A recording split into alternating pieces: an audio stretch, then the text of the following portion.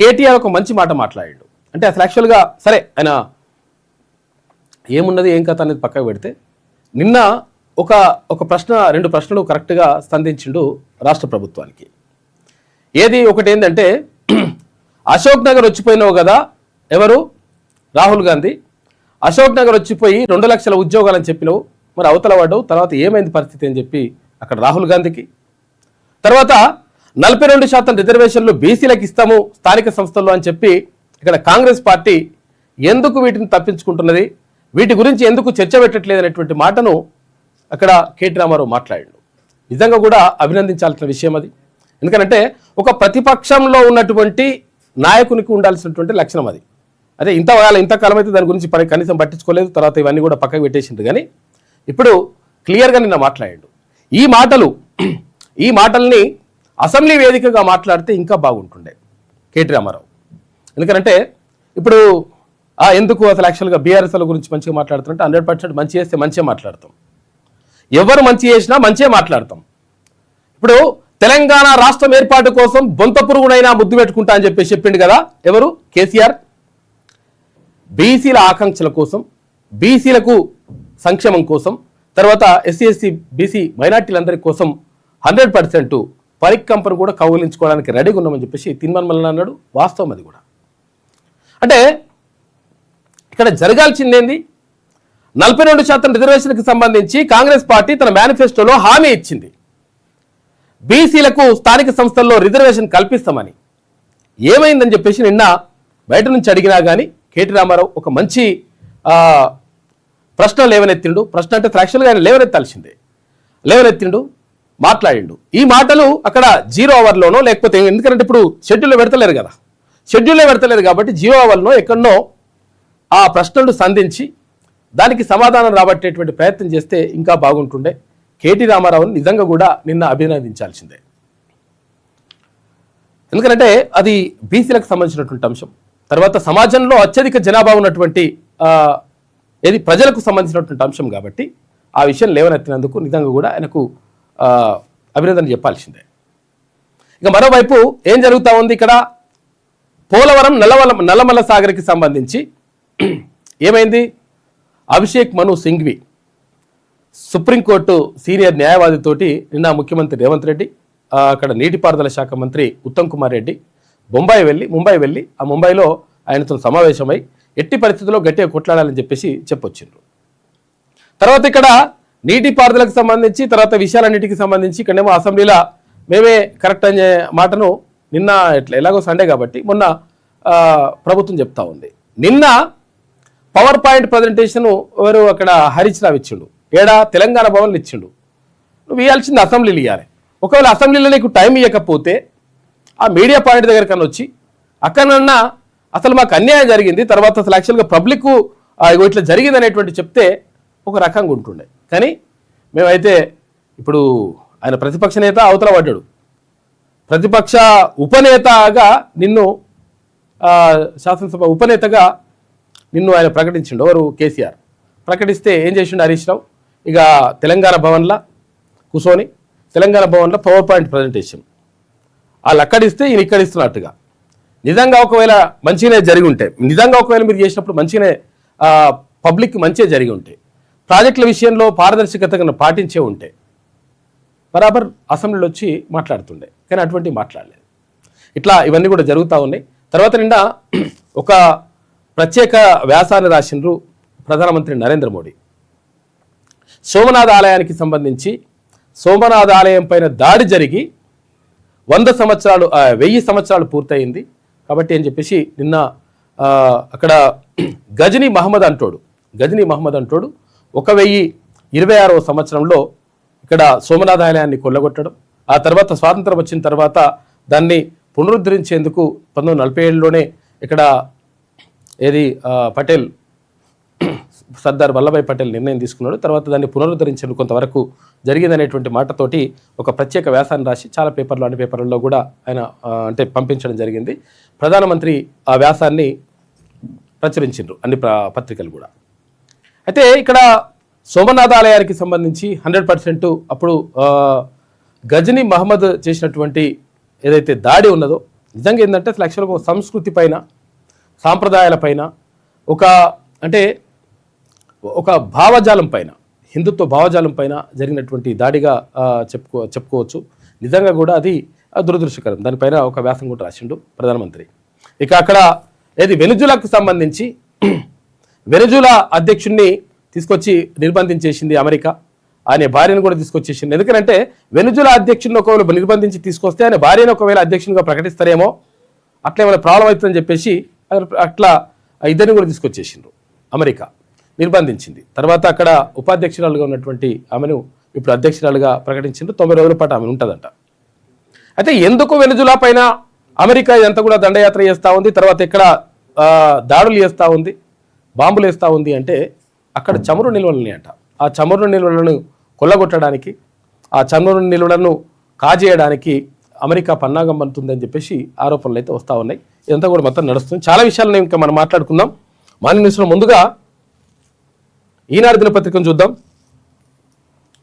వెనుజులా తాత్కాలిక అధ్యక్షురాలిగా డెల్సీ రోడ్జిగ్, ఇక్కడ 90 రోజుల పాటు అధికారంలో ఉండనున్న నేత, ఆమె అధికారం చేపట్టాలన్న ఆ దేశ సుప్రీంకోర్టు అని చెప్పేసి ఒక వార్త కనిపిస్తా ఉంది.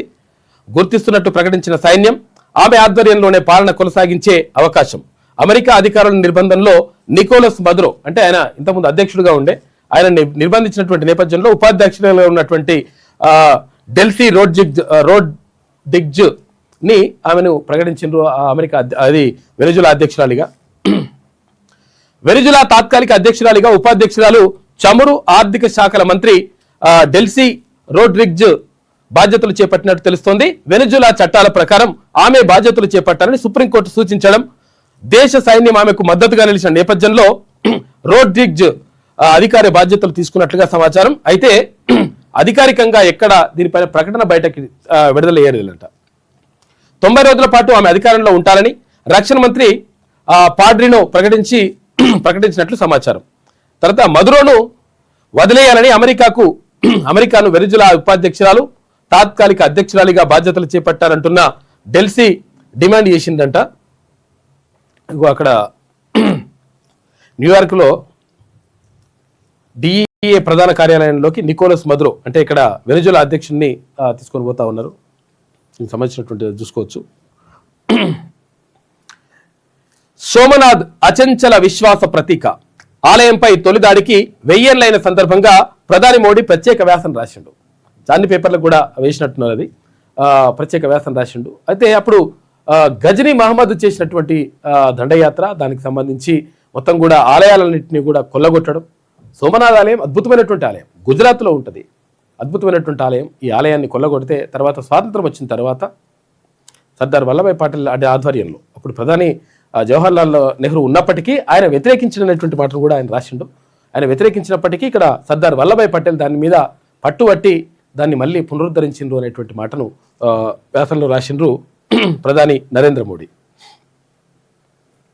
10 నుంచి ఉపాధి హామీపై ఆందోళనకు కాంగ్రెస్ ప్రణాళిక, జాతీయ సమన్వయ కమిటీలో మంత్రి సీతక్కకు చోటిచ్చిరట. ఇక 8వ పిసిసి విస్తృత స్థాయి సమావేశాలు ఉంటాయంట. 10 నుంచి ఉపాధి హామీ పథకం పైన ఆందోళన అట్లున్నది.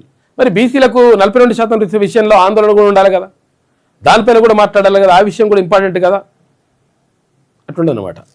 ఇక ఏమైనా ఆందోళనలు ఇవన్నీ వేయాల్సి వచ్చినప్పుడు ఎస్సీ ఎస్టీ బీసీ మంత్రులు ఉంటారు కదా, వీళ్ళని పెడతారు. ఏమైనా పైసలు వచ్చేది ఉన్నప్పుడు వాళ్ళు పడతారు. ఇక ఎట్లుంటారు లెక్క. పోలవరం నల్లమల్ల సాగర్పై సమర్థ వాదనలు వినిపించండి, సుప్రీం న్యాయవాది సింఘ్వీకి సూచించిన సీఎం రేవంత్ రెడ్డి. ముంబై వెళ్లి ఆయనతో భేటీ అయిన సీఎం, మంత్రి ఉత్తమ్ కుమార్ రెడ్డి. ఇక సుప్రీంకోర్టులో నేడు విచారణకు రానున్న కేసు అని చెప్పేసి ఇక్కడ పోలవరం తర్వాత నల్లమల్ల సాగర్కి సంబంధించినటువంటి కేసు ఇవాళ సుప్రీంకోర్టులో విచారణకు రానున్న నేపథ్యంలో నిన్న అభిషేక్ మను సింఘ్వీని, అంటే సుప్రీంకోర్టు సీనియర్ న్యాయవాది, నిజంగా కూడా సమర్థంగా వాదనలు వినిపిస్తారు. ఆయన క్లియర్గా ఇక్కడ బీసీల అంశానికి సంబంధించి కూడా ఆయననే అడ్వకేట్గా పెట్టింది రాష్ట్ర ప్రభుత్వం సుప్రీంకోర్టులో వాదించడానికి. పెడితే అప్పుడు క్లియర్గా చెప్పిండు ఆయన, అంటే బీసీల అంశాన్ని ప్రధానంగా ఇట్లెందుకు తీసుకుంటున్నారు, 50% దాటుద్దనేటువంటి నిబంధన ఎక్కడ కూడా రాజ్యాంగంలో రాసి పెట్టి లేదు. రాజ్యాంగంలో రాసి పెట్టి లేనటువంటి విషయాన్ని సుప్రీంకోర్టు న్యాయమూర్తులు కొంతమంది కలిసి ఇదంతా కూడా చేసిండ్రు, ఇది అన్యాయం అని చెప్పేసి వాదించిండు అభిషేక్ మను సింఘ్వి. ఎందుకంటే 50% స్లాబ్ దాటొద్దని చెప్పడం. మరి 50% స్లాబ్ దాటొద్దంటే ఇక్కడ ఏది ఈడబ్ల్యూఎస్కి సంబంధించి 50% దాటిపోయింది, 60% అయింది. 60% అయినా కానీ ఏం కాదంట. వాళ్ళకి సంబంధించి అయితే ఏం కాదంట. బీసీలకు సంబంధించి అయితే అయ్యో అట్లెట్లా దాటకూడదండి, చాలా అది కరెక్ట్ కాదండి, ఇది రాజ్యాంగం రాజ్యాంగంలో ఎక్కడ లేదని చెప్పేసి క్లియర్గా ఆయన చెప్పిండు. సుప్రీంకోర్టు న్యాయమూర్తులు కొంతమంది కలిసి ఇదంతా చేసిండ్రు కాబట్టి ఇది ఎట్లా వెళ్తుంది, ఇది ఎట్లా న్యాయం అవుతుంది, పద్ధతి ఎట్లా అవుతుంది అని చెప్పేసి రాజ్యాంగంలో రాసి పెట్టి లేనటువంటి అంశాలను ప్రత్యేకంగా ఇట్లా చేర్చడం ఏంది, ఇట్లా అన్యాయం చేయడం ఏందని చెప్పేసి వాదించండి ఆయన. తర్వాత దీనికి నీటికి సంబంధించినటువంటి పంపకాలకు సంబంధించి కూడా తెలంగాణ తరఫున ఇక్కడ పోలవరం ద్వారా మరి నీళ్ళు కొలగొట్టడం కానీ, తర్వాత ఇక్కడ ముంపు ప్రాంతాలు ఇక్కడ ఏది భద్రాచలం జిల్లాలో చాలా పినపాక నియోజకవర్గంలో కొంత భాగం, తర్వాత అక్కడ కొంత భాగం ముంపునకు గురవుతూ ఉంది. దానికి సంబంధించి తర్వాత మన నీళ్లను కొల్లగొట్టడానికి సంబంధించి ఇటు నల్లమల్ల సాగర్కి సంబంధించి వీటన్నిటికి సంబంధించి వాదించడానికి వాళ్ళ వాదాలు వినిపిస్తాడు అభిషేక్ మను సింఘ్వి. దానికి సంబంధించి నిన్న ముఖ్యమంత్రి రేవంత్ రెడ్డి తర్వాత ఉత్తమ్ కుమార్ రెడ్డి ఇద్దరు కూడా మాట్లాడినారు. గోదావరిపై ఏపీ తలపెట్టిన పోలవరం నల్లమల్ల సాగర్ లింక్ ప్రాజెక్టును అడ్డుకునేందుకు తెలంగాణ ప్రభుత్వం సీనియర్ న్యాయ నిపుణులతో చర్చలు జరిపింది. అయితే ఆదివారం ముఖ్యమంత్రి రేవంత్ రెడ్డి, నీటిపారుదల శాఖ మంత్రి ఉత్తమ్ కుమార్ రెడ్డి హైదరాబాద్ నుంచి ముంబై వెళ్లారు. సుప్రీంకోర్టు సీనియర్ న్యాయవాది అభిషేక్ మను సింఘ్వితో ప్రత్యేకంగా సమావేశమయ్యారు. పిఎన్ఎల్పి పై గత నెలలో రాష్ట్ర ప్రభుత్వం సుప్రీంకోర్టును ఆశ్రయించిన విషయం తెలిసిందే. అయితే ప్రభుత్వం దాఖలు చేసిన రిట్ పిటిషన్ సోమవారం అంటే ఇవాళ విచారణకు రానుంది. ప్రభుత్వం తరఫున సమర్థ వాదనలు వినిపించాలని సింఘ్వికి సీఎం సూచించారు. అవసరమైన అన్ని ఆధారాలను సిద్ధంగా ఉంచుకోవాలని చెప్పేసి కూడా అని చెప్పిందంట. నిన్న మంచి గట్టి అడ్వకేటే, కాకపోతే ఏంటంటే మరి ఇట్లా ఎంతవరకు వాదిస్తారు, ఎంతవరకు మనకు న్యాయం చేస్తారనే విషయం పైన చూడాలి. కాళేశ్వరం బ్యారేజీల పునరుద్ధరణ డిజైనర్ ఎంపిక కొలిక్కి వచ్చిందని చెప్పేసి ఒక వార్త కనిపిస్తా ఉంది. అసెంబ్లీ సాక్షిగా రేవంత్ అబద్ధాలు. తొలి ఎపెక్స్ కౌన్సిల్ సమావేశంలోనే ట్రిబ్యునల్ ఏర్పాటుపై ప్రశ్నించాం. సెక్షన్ 3 కావాలని కేసీఆర్ 32 లేఖలు రాశారు. టెలిమెట్రీలు పెట్టాలని కోరారు. రాయలసీమ ఎత్తిపోతలపై సీఎం వ్యాఖ్యలకు ఏపీ ప్రభుత్వం ఖండించింది. ఇక పవర్ పాయింట్ ప్రజెంటేషన్ లో భరాసా డిప్యూటీ ఫ్లోర్ లీడర్ ఎవరు హరీష్ రావు. ఫ్లోర్ లీడర్ ఏమో ఆయన పామోదకు పోయిండు. ఇప్పుడు డిప్యూటీ ఫ్లోర్ లీడర్ వచ్చేసి పవర్ పాయింట్ ప్రజెంటేషన్ పెట్టిండు. ఎక్కడ పెట్టిండు? ఆడ తెలంగాణ భవన్లో పెట్టిండు, పార్టీ ఆఫీసులో. నదీ జలాలపై మొదటి ఎపెక్స్ కౌన్సిల్ సమావేశంలోనే కొత్త ట్రిబ్యునల్ ఏర్పాటుపై ప్రశ్నించాం. పాలమూరు డిండీలను కొనసాగిస్తామని కేసీఆర్ ఆనాడే చెప్పారు. టెలిమెట్రీలను పెట్టాలని 2016లోనే కోరారు. అయితే కేంద్రం స్పందించకపోతే ఏమాత్రం వెనక్కి తగ్గకుండా సుప్రీంకోర్టు గడప తొక్కారు. ట్రిబ్యునల్ అవార్డు వచ్చే వరకు 50:50 నిష్పత్తితో నీటి పంపిణీ జరగాలంటూ 2018 నుంచి 2023 వరకు కేఆర్ఎంబీకి అప్పటి భరాసా ప్రభుత్వం 28 లేఖలు రాసిందట. ఇప్పుడు 50:50 ఎట్లయితుంది? మనకి ఎక్కడ రావాలి? కృష్ణాలు ఎంత రావాలి? మనకు 69% రావాలి కదా. మరి 50% ఎట్లా అడుగుతావు? నువ్వు చెప్పింది అట్లనే, ఇప్పుడు మేము కొత్తగా చెప్పింది కాదు. ఇట్లుంటారు అన్నట్లు లెక్క. నువ్వు అద్భుతం చేస్తున్నావు అని చెప్తారు ఇంకెళ్ళు. భరాసా పెద్దలతో ఆర్థిక సంబంధాలపై ఆరాధిస్తున్నారంట. ఫోన్ ట్యాపింగ్ కు సంబంధించినటువంటి అంశంపై ఫోన్ అక్రమ ట్యాపింగ్ కేసులో ఎమ్మెల్సీ నవీన్ రావు విచారణ. పార్టీకి ఎలక్ట్రోల్ బాండ్లు సమకూరడంలో పాత్రపై ప్రశ్నలు వేసిరట. ఎలక్ట్రోల్ బాండ్లు పైసలు ముబ్బడిగా 1600 కోట్ల రూపాయలు ఇప్పుడు ఎలా బీఆర్ఎస్ అకౌంట్ల 1600 కోట్ల రూపాయలు విరాళాలు వచ్చినట్టుగా చెప్తున్నారు. విరాళాలు ఎందుకు ఇచ్చిండ్రు? క్విడ్ ప్రోకో అనమాట. నువ్వు నాకు ఇక్కడ ఇన్ని పైసలు ఇస్తే నీకు ఆ పని చేసి పెడతా, నీకు ఆ భూమి ఇస్తా, లేకపోతే నీకు ఆ ప్రాజెక్ట్ ఇస్తా, లేకపోతే నీకు అదేమంటారు నీకు ఆ కాంట్రాక్ట్ ఇస్తా. ఇటువంటి కథ నడిచిందట. దానికి సంబంధించి మొత్తం తీస్తా ఉన్నారు. తర్వాత ఇంకా ఫోన్ ట్యాపింగ్ సంబంధించి పూర్తిగా ఆధారాలు సేకరిస్తున్నారు సిట్ అధికారులు. ఫోన్ అక్రమ ట్యాపింగ్ కేసు కీలక మలుపు తిరుగుతోంది. భరాసా ఎమ్మెల్సీ నవీన్ రావును ప్రత్యేక దర్యాప్తు బృందం అంటే సిట్ ఆదివారం సుదీర్ఘంగా విచారించడం ప్రాధాన్యం సంతరించుకుంది. ఉదయం 11 గంటల సమయంలో సిట్ కార్యాలయానికి వచ్చిన ఆయన్ని రాత్రి 8 గంటల వరకు విచారించిండ్రంట. దాదాపు 9 గంటల పాటు. సిట్ సభ్యులు నారాయణ రెడ్డి, మహేశ్వరం డీసీపీ, తర్వాత ఎం రవీందర్ రెడ్డి, గ్రేహౌండ్స్ గ్రూప్ కమాండర్తో కూడినటువంటి బృందం నవీన్ రావు వాంగ్మూలాన్ని నమోదు చేసింది.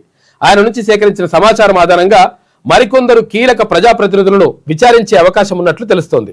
విశ్వసనీయ సమాచారం మేరకు భరాస పెద్దలతో ఉన్న ఆర్థిక సంబంధాల విషయంలో నవీన్ రావును సిట్ విచారించిందని చెప్పేసి ఒక వార్త కనిపిస్తా ఉంది. ఇది ఎంతవరకు తెస్తారు ఏం కదా మరి ఏది అప్పుడు కేసు ఉండే కదా, ఏం కేసు అది?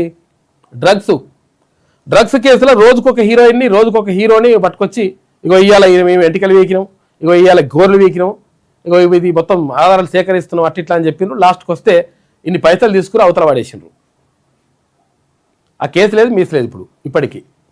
ఇక ఇది కూడా ఇక నడుస్తూ ఉంది ఫోన్ ట్యాపింగ్ బీమ్ ట్యాపింగ్ అని మరి ఏమన్నా మరి ఎక్కడికక్కడ సెటిల్మెంట్లు కానీ మరి ఆగిపోతుంది, ఏమైతే చూడాలి. భాషతోనే బంధం బలోపేతం. భారత్ మారిషస్లను కలిపే సాంస్కృతిక బంధంగా తెలుగు భాష ఉంది. 3వ ప్రపంచ తెలుగు మహాసభల్లో మారిషస్ అధ్యక్షుడు ధరంబీర్ గోకుల్ నిన్న మాట్లాడిండు. ఇక్కడ ఏది ఏపీలో జరుగుతున్నటువంటి 3వ ప్రపంచ తెలుగు మహాసభలకు సంబంధించి మారిషస్ అధ్యక్షుడు అక్కడికి వచ్చిండు. ధరంబీర్ గోకుల్కు భారత మిత్ర అవార్డును ప్రదానం చేస్తున్న జ్యోతిష్ మట్ ఉత్తరాధికారి ముకుందానందగిరి శంకరాచార్య మహారాజ్ చిత్రంలో గజల్ శ్రీనివాస్ ఉన్నాడు. గజల్ శ్రీనివాస్ ఇప్పుడు దీనికి మొత్తం కూడా అధ్యక్షుడిగా ఉన్నాడు. ఏది ఇప్పుడు ఈ తెలుగు మహాసభలకు సంబంధించి ఆయన ఆధ్వర్యంలో నడుస్తున్నాయి. భాషా వారసత్వం సంస్కృతితోనే మన సంబంధాలు బలోపేతం అవుతాయి. ఇందులోనూ కీలక పాత్ర పోషించేది మాతృభాష. మన పూర్వీకుల నుంచి వచ్చిన మాతృభాషను కాపాడుకోవడాన్ని ప్రతి ఒక్కరూ విధిగా భావించాలి అని మారిషస్ అధ్యక్షుడు ధరంబీర్ గోకుల్ అన్నారు. గుంటూరులో జరుగుతున్న 3వ ప్రపంచ తెలుగు మహాసభల్లో ఆయన నిన్న పాల్గొని మాట్లాడిండు. ఇక హిల్ట్ పాలసీపై ఇవాళ అసెంబ్లీలో చర్చ జరుగుతుందట. హిల్ట్ పాలసీపైన చర్చ జరిగితే మరి ఇప్పుడు ఏది ప్రతిపక్షంపై అవతల వాడితే హిల్ట్ పాలసీ పైన ఓడి మాట్లాడాలి. శీతాకాల సమావేశంలో సోమవారం Hyderabad industrial lands transformation HILT పాలసీపై చర్చించనున్నారు. హైదరాబాద్ నగరంలో 50 నుంచి 60 ఏళ్ల నుంచి పారిశ్రామిక అవసరాల కోసం ప్రభుత్వాలు కేటాయించిన భూములు నగరం మధ్యలో ఉండగా కాలుష్యాన్ని తగ్గించడంలో భాగంగా పరిశ్రమలను ఓఆర్ఆర్ వెలుపలికి తరలించాలని ప్రభుత్వం నిర్ణయించిందట. ఇదే సమయంలో ఈ పారిశ్రామిక వాడల్లో నిరుపయోగంగా ఉన్న భూములను బహుళ ప్రయోజన ప్రాజెక్టులుగా అభివృద్ధి చేయాలనే లక్ష్యంతో ప్రభుత్వం హిల్ట్ పాలసీని తీసుకొచ్చింది. దీన్ని ప్రతిపక్షాలు తీవ్రంగా విమర్శించాయి. ఈ నేపథ్యంలో హిల్ట్ పాలసీపై అసెంబ్లీలో సమగ్రంగా చర్చించాలని ప్రభుత్వం నిర్ణయించింది. దీనివల్ల తెలంగాణకు చేకూరే ప్రయోజనాలను అసెంబ్లీ వేదికగా వివరిస్తుంది. ప్రయోజనాలని వాళ్ళు చెప్తున్నారు. లేదు ఇక్కడ హైదరాబాదు అంటే ఇక్కడ ఔటర్ రింగ్ రోడ్ లోపల ఉన్నటువంటి భూములను ఖతం చేసే కార్యక్రమం అని చెప్పేసి ప్రతిపక్షాలు అంటున్నాయి. కొన్ని వేల కోట్ల రూపాయలకు సంబంధించినటువంటి లక్షల కోట్ల రూపాయలకు సంబంధించినటువంటి భూములకు సంబంధించి ఈ హిల్ట్ పాలసీ గురించి మరి ప్రభుత్వము అసెంబ్లీ వేదికగా చర్చ పెడతా ఉంటే ప్రతిపక్షం వచ్చి అరే ఇది అన్యాయం జరుగుతుంది, ఇది కరెక్ట్ కాదు, ఇవే లేకపోతే ఇట్లా అని చెప్పాల్సిన అవసరం ఉందా లేదా? అప్పుడే అవతల వాడితే మరి ఎవరు మాట్లాడాలా? మిమ్మల్ని గెలిపించి పంపించింది ఎందుకు? అక్కడికి అసెంబ్లీకి పంపించింది ఎందుకు? అప్పుడే కూర్చొని ఇంత కూర్చొని ఇంత తిని మటన్ చికెన్ తీసుకొని ఇంత వేసుకోమని చెప్పా కాదు కదా. మిమ్మల్ని అసెంబ్లీకి పంపించింది, ఓటు వేసి మిమ్మల్ని అసెంబ్లీకి పంపించింది ప్రజా సమస్యలపైన మాట్లాడతారని, ప్రజలకు జరిగే సంక్షేమ కార్యక్రమాల గురించి మంచి జరగడానికి మీరు ప్రయత్నం చేస్తారని. ఇక ఏది లేకుండా మేము అవతల పడతాం, ఇట్లుంటుందన్నట్టు కథ. హిల్ట్ పాలసీ మొత్తం అన్యాయం జరుగుతూ ఉంది. తర్వాత భూమి ఔటర్ రింగ్ రోడ్ లోపల ఉన్నటువంటి ప్రభుత్వ భూములు ఏవైతే ఉంటాయి 50-60 ఏళ్ల కింద ఇచ్చినటువంటి భూములు, కొన్ని కంపెనీలకు ఇచ్చినటువంటి భూముల్ని మొత్తం తీసుకొని ఏదో కథ నడిపిస్తున్నారు అని చెప్పేసి ఆరోపణలు ఉన్నాయి. వేలు లక్షల కోట్ల రూపాయల మొత్తం ట్రాన్సాక్షన్స్ అవన్నీ కూడా జరుగుతాయి అని చెప్పేసి ఆరోపణలు ఉంటే మరి కనీసం ప్రతిపక్షం వచ్చి మాట్లాడాలి కదా.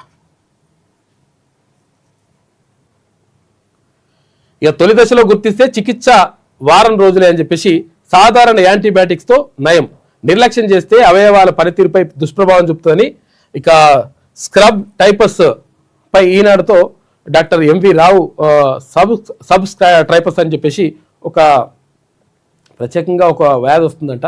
అది అక్కడ ఏది అడవిల్లో లేకపోతే గడ్డిపైన ఉండేటువంటి కొన్ని కీటకాల వల్ల ఇది వస్తుందంట. డెంగీ మలేరియా కంటే తర్వాత ఇది చాలా ప్రమాదకరం అని చెప్తా ఉన్నారు. మొత్తం కూడా అవయవాలను మొత్తం దెబ్బతీస్తుంది, ప్రాణాలకే ప్రమాదం అని చెప్తా ఉన్నారు. కాబట్టి దీన్ని ఈజీగా గుర్తిస్తే మాత్రం తొందరగా గుర్తిస్తే నయం చేసుకోవచ్చు అని చెప్పేసి డాక్టర్ చెప్తున్నటువంటి మాట. స్క్రబ్ టైపస్కు కారణమయ్యేటువంటి పొదపురుగంట పొదలలో ఉంటుంది. ఇది పేను కన్నా చిన్నది, పేను కంటే చాలా చిన్నగా ఉంటుందంట. పొలాలు, అడవులు, పొదలు, దట్టమైన గడ్డి ప్రదేశాల్లో ఎక్కువగా ఉంటుందంట. ఇది అతి చిన్నదైన ఈ పురుగు కుట్టడం వల్ల ఓరియంటియా సుట్సుగమషి అనేటువంటి బ్యాక్టీరియా వ్యాప్తి చెందుతుందంట. దీని ద్వారానే స్క్రబ్ టైపస్ వ్యాధి వస్తుంది. ఇది కొత్తది కాకపోయినా ఎక్కువ మందిలో అవగాహన లేకపోవడం వల్ల వ్యాధి నిర్ధారణలో జాప్యం జరుగుతుందని చెబుతున్నారు senior general physician doctor MV Rao. దాదాపు పుష్కర కాలం అంటే 12 ఏళ్ల క్రిందటనే ఈ వ్యాధిపై అధ్యయనం చేసిన వైద్య బృందంలో ఈయన సభ్యుడిగా ఉన్నాడంట. స్క్రబ్ టైపస్ పై ఈనాడుకు తెలిపినటువంటి వివరాలు ఎట్లున్నాయని చెప్పేసి చెప్తా ఉన్నారు. ఓ వైద్యుడి కుటుంబం ఇటీవల పర్యటనకు వెళ్ళింది. అక్కడ పార్కులో గడ్డిపై పడుకొని ఆహ్లాదంగా గడిపింది. పర్యటన నుంచి వచ్చాక వైద్యుడి భార్యకు జ్వరం వచ్చింది. మందులు వాడారు, 5 రోజులైనా తగ్గలేదు. 103 డిగ్రీల జ్వరం, పొడి దగ్గు, శ్వాస తీసుకోవడంలో ఇబ్బంది, కళ్ళల్లో పసుపు రంగు కనిపించడం, రక్తంలో ఆక్సిజన్ స్థాయి 86% పడిపోవడంతో హైదరాబాద్లోని ఆసుపత్రిలో చేర్చారు. సిబిపి, తర్వాత సియుఈ, మలేరియా, టైఫాయిడ్, డెంగీ సహా అన్ని రకాల పరీక్షలు చేయించినట. అన్నీ నార్మల్గానే ఉన్నాయి. కిడ్నీ, లివర్ పనితీరులో ప్రతికూల మార్పులు కనిపించడంతో స్క్రబ్ టైపస్కు సంబంధించిన ఇమ్యూనో క్రోమటోగ్రాఫిక్ టెస్ట్ చేశారట. అందులో పాజిటివ్గా గుర్తించారు. అయితే చికిత్స అందించడంతో ఆమె కోలుకున్నారు. సూర్యాపేట జిల్లా కోదాడ ప్రాంతానికి చెందినటువంటి 60 ఏళ్ల వ్యక్తి ఈ వ్యాధి లక్షణాలతో హైదరాబాద్లో 4 రోజుల చికిత్స పొంది శనివారం మృతి చెందిందని చెప్పేసి ఒక వార్త కనిపిస్తుంది. మొత్తం మీద దీన్ని తొందరగా గుర్తిస్తే మంచిగా ఉంటుందంటే, కాకపోతే మరి అది ఎట్లా వస్తుంది ఏం కదా అంటే, ఇప్పుడు ఆ గడ్డిలలో ఉంటుందంట, ఇది పొదలలో ఉంటుందా, పురుగు అంటారట దాన్ని. ఇది ఈనాడులో ఉన్నటువంటి ప్రధాన కథనాలు. అయితే ఒకసారి వెలుగుదిన పత్రిక చూద్దాం. న్యూయార్క్ జైలుకు మదురో వెనిజులా అధ్యక్షుని తీసుకుపోయి న్యూయార్క్ జైలు వేసిండు. ఎవరు? ట్రంప్. నేడు మాన్హాట్టన్ ఫెడరల్ కోర్టులో హాజరు. వెనిజులా తాత్కాలిక ప్రెసిడెంట్గా డిస్సీ రోడ్రిగజ్ నియామకం. మదురో దంపతులను రిలీజ్ చేయాలని డిమాండ్ చేస్తున్నారు. ఎవరు? వెనిజులాలో చమురు వెలికి తీసి ఇతర దేశాలకు అమ్ముతామని చెప్పేసి అమెరికా అంటా ఉంది. పద్ధతి మార్చుకోకుంటే నెక్స్ట్ మీరే క్యూబా, కొలంబియాకు, మెక్సికోకు ట్రంప్ వార్నింగ్ ఇచ్చిండు. ఇగో మీరు మంచిగా మేము చెప్పినట్టు వినకపోయిననుకో మీ సంగతి చూస్తా అంటున్నట. ఎవరు? అమెరికా అధ్యక్షుడు ట్రంప్. నెక్స్ట్ మీరే ఇట్లా చేస్తారట. అయితే దీనికి సంబంధించి సోషల్ మీడియాలో కొంచెం అంటే ఇట్లా ఏది నిరసనలు, ర్యాలీలు, కథా కార్ఖానా ఇవన్నీ కూడా నడుస్తున్నాయని చెప్పేసి వచ్చింది. అయితే ఇక్కడ ఏమంటారంటే, వెనిజులాలో దాడి చేసి ఆ దేశ ప్రెసిడెంట్ని అమెరికా పట్టుకుపోవడాన్ని నిరసిస్తూ మన దేశంలో భారీ సమావేశాలు, ర్యాలీలు, అఖిలపక్ష కమ్యూనిస్టు పార్టీల ట్రేడ్ యూనియన్లు సభ్యులు ఇవన్నీ చేస్తున్నారు. ఇట్లా చేస్తున్నారు. అగో వీడియో రావట్లేదు ఏమే? ఓకే, ఇట్లా చేస్తున్నారు కదా. మరి ఇక్కడ పక్కన ఉన్నటువంటి బంగ్లాదేశ్లో తర్వాత హిందువుల పైన దాడులు జరుగుతూ ఉంటే, హిందువుల ఇళ్లను తగలబెడతా ఉంటే కనీసం ఒక్కడొచ్చి మాట్లాడేంది, ఒక్కరు కూడా దాని గురించి చర్చించలేంది. అంటే హిందువులై ప్రాణాలు కావా అనేటువంటి మాటను చాలామంది ఇక్కడ సోషల్ మీడియాలో వైరల్ అవుతూ ఉంది. అంటే వెనిజులా దేశంలో అధ్యక్షుని పట్టుకపోయి అక్కడ ఏమైనా పరిశాన్ జరిగితే ప్రాబ్లం అయింది. కానీ మరి మనోళ్ళని ఇక్కడ పక్కన బంగ్లాదేశ్ మొత్తం కూడా కొట్టి చంపుతూ ఉంటే, మొత్తం కాలబెడతా ఉంటే కనీసం ఎందుకు మాట్లాడడం లేదు అఖిలపక్ష వామపక్షవాదులు అని చెప్పేసి అక్కడ సోషల్ మీడియాలో వైరల్ అవుతుంది. అంటే మాట్లాడాల్సిన అవసరం ఉంటుంది కదా. అంటే హిందువులు అంటే లేకపోతే ఈ దేశం పౌరులు అంటే వీళ్ళు మీకు పట్టదా అని చెప్పేసి అడుగుతున్నారు. వాస్తవం నిజంగా కూడా ఆ విషయాన్ని మీరు ప్రస్తావిస్తారా, నిజంగా దానికి సమాధానం ఏం చెప్తారనేటువంటి విషయం పైన అందరూ అడుగుతున్నారు. ఇప్పుడు ఏ దేశంలో ఏదైనా జరిగితే ఓకే మంచిగా ఉండదు, మీరు బాగానే ర్యాలీలు తీస్తున్నారు, అట్లా నిరసన వ్యక్తం చేస్తున్నారు, అన్యాయం అంటున్నారు. మరి పక్కనున్న దేశంలో మన దేశానికి సంబంధించినటువంటి పౌరుల పైన దాడులు జరిగి పెట్రోల్ పోసి అంటించి సజీవ దహనాలు చేస్తే మరి ఎందుకు మాట్లాడతలేరా నాయన అని చెప్పేసి వామపక్ష నాయకులను అడుగుతూ ఉన్నారు. చెప్పాలి, సమాధానం చెప్పాలి వాళ్ళు.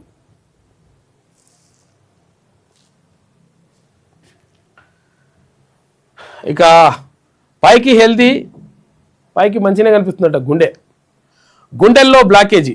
అగో యూత్ సడన్ డెత్స్ పైన ఢిల్లీ ఎయిమ్స్ స్టడీలో షాకింగ్ విషయాలు బయటకు వచ్చినాయి.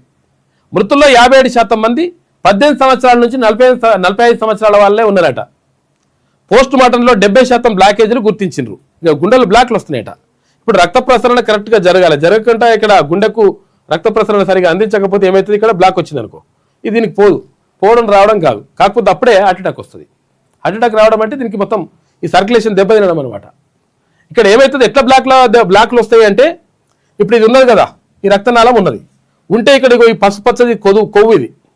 ఈ కొవ్వు ఏమవుతుంది అంటే, అందుకనే మటన్ చికెన్ తర్వాత అవి కొవ్వు పదార్థాలు ఎక్కువ తినొద్దు అంటారు. ఎందుకంటే ఈ కొవ్వు ఎక్కువ పేరుకుపోవడం వల్ల ఈ రక్తనాళంలో రక్త ప్రసరణ మంచిగా జరిగితే ఏం కాదు. అది జరగకుండా ఈ కొవ్వు ఎక్కువ పెరిగి దీన్ని మూసేస్తే దీన్నే బ్లాక్ అంటారు. 2 బ్లాక్లు ఉన్నాయి, ఈ 2 బ్లాక్లు ఉంటే స్టంట్స్ చేయాలని చెప్పేసి అంటారు. ఈ మూసేస్తే ఆటోమేటిక్గా గుండెకు రక్త ప్రసరణ జరగకపోతే ఆటోమేటిక్గా అప్పుడు హార్ట్ అటాక్ వస్తుంది. కాబట్టి ఇది జరగకుండా ఉండాలంటే కొవ్వు ఎక్కువగా ఉండకుండా చూసుకోవాలి. అందుకనే రన్నింగ్ చేయాలి, తర్వాత ఇట్లా ఎక్సర్సైజ్ చేయాలి. ఈ కొవ్వు లేకుండా ప్రయత్నం చేసుకోవాలి, కొవ్వు పదార్థాలు ఎక్కువ తినకుండా ప్రయత్నం చేసుకోవాలి. ఈ రెడ్ మీట్ అంటే మటన్, చికెన్ తిన్న కొంతవరకు నయమే కానీ మటన్ తింటే ఇంకా డేంజర్ అంట. చేపలు తింటే చాలా మంచిది హెల్త్కి, ఈ కొవ్వు బివ్వు ఏం పేరుకుపోదు. కాబట్టి దీనికి లేకుండా చూసుకోవాలి. ఈ విషయాలు ఇందులో ఏం రాయాలంటారు, 5వ పేజీలో ఉన్నట్టుందేమో. ఇక కరోనా వ్యాక్సిన్కి ఈ చావులకు లింక్ లేదని చెప్పేసి అంటున్నారు, కానీ దాన్ని ఏదో కాపాడే ప్రయత్నం చేస్తున్నారు. ఎక్కువ శాతం మీరు అబ్జర్వ్ చేయండి, అసలు యాక్చువల్గా సడన్ డెత్స్ లేకపోతే గుండెపోట్లు ఇవన్నీ కూడా కరోనా కంటే ముందు ఈ లెవెల్లో లేవు. అసలు కూడా ఈ లెవెల్లో ఇలా చారణ కూడా లేవు, 10 పైసలు కూడా లేవు, 10% కూడా లేదు. ఈ కరోనా వచ్చిన తర్వాత, కరోనాకు వ్యాక్సిన్ వేసిన తర్వాత చాలామందికి ఈ గుండె సంబంధిత వ్యాధులతోటి చనిపోతూ ఉన్నారు. కాబట్టి జాగ్రత్తగా ఉండండి. ఈ కొవ్వు పదార్థాలు పేరుకుపోకుండా చూసుకోవాల్సిన అవసరం ఉన్నది. ఇవి ఇప్పుడు ఏమైతుందంటే బ్లాక్లు అంటే ఇవే, రక్తనాళాల నుంచి రక్త ప్రసరణ సరిగ్గా జరిగి గుండెకు మంచిగా రక్తం అందింది అనుకో, అంత లబ్డబ్ కొట్టుకుంటుంది. ఇక లేదు, ఇక్కడ మెల్ల జ్వరం స్ట్రక్ అయింది అనుకో, స్ట్రక్ అయింది రావడానికి ఇక్కడ నొప్పి వస్తుంది. అట్లా ఉంటుంది అన్నమాట లెక్క. కాబట్టి దీన్ని పేరుకుపోకుండా చూసుకోవాలి. కరోనా వ్యాక్సిన్కు ఈ చావులకు లింక్ లేదని చెప్పేసి క్లారిటీ ఇచ్చిరట, కానీ అదైతే కరెక్ట్ కాదనిపిస్తుంది నాకనే కాదు, చాలామంది వైద్య నిపుణులు కూడా అన్నారు. చనిపోయేదాకా సమస్య ఉన్నట్టే చాలా మందికి తెలియడం లేదంట. ఎందుకంటే ఏం జరుగుతుందో అర్థం కాదు, అప్పటికప్పుడు చచ్చిపోతురు. దేశంలో యువత సడన్ గా కుప్పకూలిపోతూ గుండెపోటుతో చనిపోతున్న ఘటనల వెనుక కారణాలపై ఢిల్లీలోని ఎయిమ్స్ డాక్టర్లు చేసిన స్టడీలో షాకింగ్ విషయాలు బయటపడ్డాయి. ఇక యువతలో చాలా మంది పైకి హెల్దీగానే అంటే ఆరోగ్యంగానే కనిపిస్తున్నారట. యువతలో కనిపిస్తున్న లోపల వారి గుండెల్లో బ్లాకేజీలు పెరుగుతున్నాయని వెల్లడైంది. బ్లాకేజీలు అంటే ఏంటిది, మూసుకోపోతాయి. ఇది మూసుకోపోయి 2 కొవ్వు ఇట్లా అటాచ్ అయింది అనుకో, ఇక రక్త ప్రసరణ ఆగిపోతుంది, దాంతో దెబ్బ పడుతుంది. దీనే బ్లాక్లు అంటారు. ఈ స్టంట్స్ చేస్తే ఏం చేస్తుంది అంటే ఇట్లా అంటారు స్టంటు. ఇట్లా అంటే ఏంటిదంటే ఇక్కడ ఈ కొవ్వు వచ్చినా కానీ కొవ్వు రాకుండా చూస్తుంది అనమాట. అందుకని స్టంట్స్ చేస్తారు. ఇక చాలా మందికి అసలు సమస్య ఉన్నట్టు కూడా చనిపోయేదాకా తెలియడం లేదని తెలియంది. ఈ స్టడీలో భాగంగా ఢిల్లీ ఎయిమ్స్లో మే 2023 నుంచి ఏప్రిల్ 2024 వరకు ఏడాది కాలంలో వచ్చిన మొత్తం 2214 పోస్ట్ మార్టం కేసులను పాథాలజీ తర్వాత ఫోరెన్సిక్ మెడిసిన్ డిపార్ట్మెంట్ డాక్టర్లు పరిశీలిస్తే ఈ విషయాలు వెల్లడైనాయి అని చెప్తున్నారు వాళ్ళు. ఇక స్టడీ పీరియడ్ ఏమో సంవత్సరం 2023 మే నుంచి 2024 ఏప్రిల్ దాకా ఏడాది. ఎక్కువ మరణాలు రాత్రిపూట జరుగుతున్నట్టు, రాత్రిపూట తెల్లవారుజామున జరుగుతున్నట్టు ఎక్కువ. కొన్ని వాటర్ కూడా కొంచెం మంచిగా తాగండి.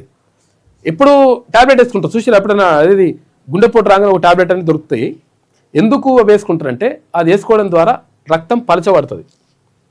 రక్తం చిక్కగా ఉంటే ఇక్కడ రక్త ప్రసరణ ఆగిపోతుంది, కాబట్టి రక్తం పలచగబడి ఈజీగా అట్లా కావడానికి ఉంటుంది. అందుకని ఆ ట్యాబ్లెట్ వాడుతూ ఉంటారు.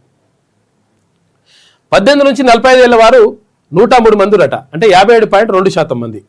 యువతనే ఎక్కువగా ఉన్నారు. 46 నుంచి 65 ఏళ్ళ వాళ్ళు 77 మంది ఉరట, 42.8%. ఇక యావరేజ్ ఏజ్ 33 ఏళ్ళట, 33.6. ఇక పురుషుల్లోనే ఎక్కువ వస్తుందట. సడన్ డెత్స్ మహిళలతో పోలిస్తే పురుషులే ఎక్కువ చచ్చిపోతున్నారట. అందుకని జాగ్రత్తగా ఉండండి. తర్వాత ఇంకోటి కొవ్వు పదార్థాలు తినొద్దు, ఈ మటన్ ఎక్కువ తినకండి, తర్వాత అందులో కొవ్వు లేకుండా చూసుకోండి, తర్వాత ఎక్సర్సైజులు చేయండి. ఇక కృష్ణా నీళ్లపై సర్కారు పచ్చి అబద్ధాలు, అసెంబ్లీలో ఉత్త కథలు, రేవంత్ పిట్ట కథలు చెప్పిండ్రు అని చెప్పేసి హరీష్ రావు అంటున్నాడు. ఇక ఈయన కథలు ఈయనకే ఉంటాయి. నల్లమల సాగర్ పై వాదనలు గట్టిగా వినిపించండి. ముంబైలో సీనియర్ న్యాయవాది అభిషేక్ సింఘ్వితో సీఎం రేవంత్ రెడ్డి, మంత్రి ఉత్తమ్ కుమార్ రెడ్డి భేటీ అయ్యిండు. ప్రాజెక్టును కోర్టు నిలువరించేలా ఆధారాలు సమర్పించండి. సీనియర్ లాయర్లు, ఇరిగేషన్ ఆఫీసర్లకు సూచన. ఇవాళ రాష్ట్ర సర్కార్ పిటిషన్పై సుప్రీంకోర్టులో విచారణ ఉన్నది. ఇక ఫోన్ ట్యాపింగ్ కేసు కూడా ఇవాళ జరుగుతూ ఉంది, విచారణ జరుగుతూ ఉంది.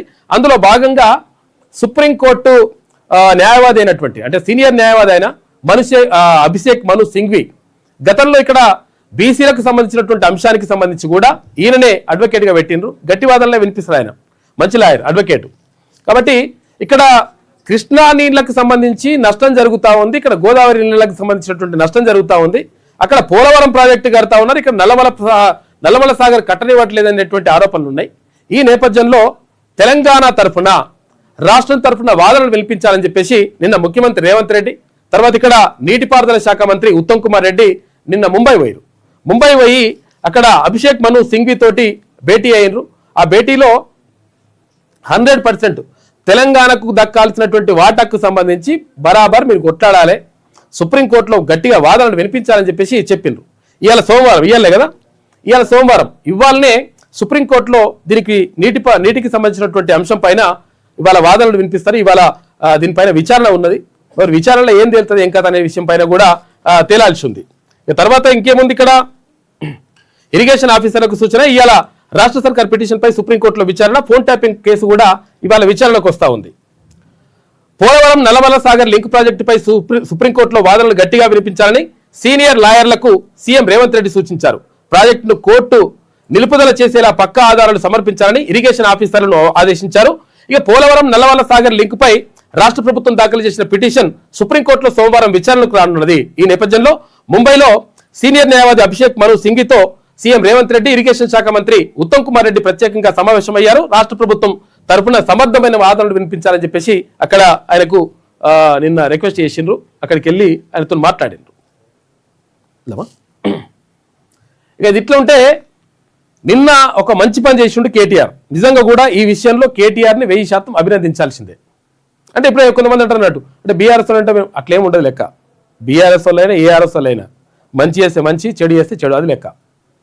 కాబట్టి రాహుల్ రేవంత్ను ఉరి తీయాలని చెప్పేసి అంటున్నాడు. సరే, ఈ ఉరి తీయాలనే దాన్ని మనం మేము సమర్థించము. ఆయన ఉరి తీయాలన్నాడు కాబట్టి ఈయన ఉరి తీయాలన్నాడు, కానీ ఇది కాదు.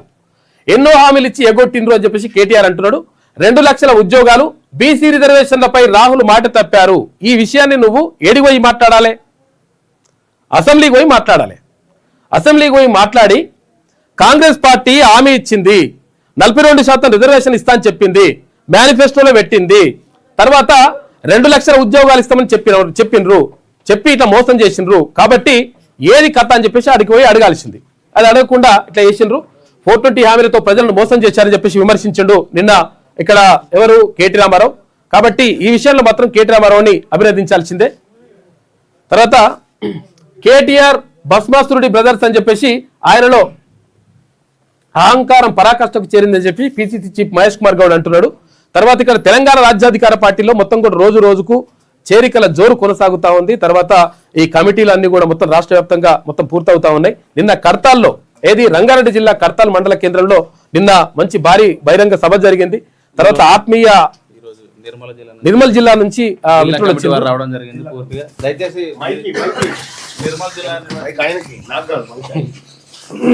నిర్మల్ జిల్లా అధ్యక్షులు గైని సాయిమోహన్ గారు దయచేసి రావాలి. గైని సాయిమోహన్ గారు, తర్వాత జిల్లా ప్రధాన కార్యదర్శి జడ్లో శంకర్ గారు, ఆ తర్వాత జిల్లా అధికార ప్రతినిధి సుధర్ శంకర్ గారు, సింధే మారుతి గారు కోశాధికారి, జిల్లా యోజన విభాగం హరిశంకర్, ఆ తర్వాత జిల్లా ఉపాధ్యక్షులు రమేష్ గోదారి, మహిళా అధ్యక్షురాలు లక్ష్మి గారు, గణేష్ తూర్తి గారు, ముత్యం గారు, దయచేసి వీళ్ళందరూ కూడా వచ్చారనా మండల కమిటీ సోషల్ మీడియా అధ్యక్షులు వారు వీళ్ళందరూ నిర్మల్ జిల్లా కమిటీ వారు తెలంగాణ రాజ్యాధికార పార్టీకి సంబంధించిన వ్యక్తులు వీళ్ళందరూ నిర్మల్ జిల్లాకు సంబంధించిన అధ్యక్షులు అండ్ ప్రధాన కార్యదర్శులు ఉన్నారని వర్కింగ్ ప్రెసిడెంట్ గారు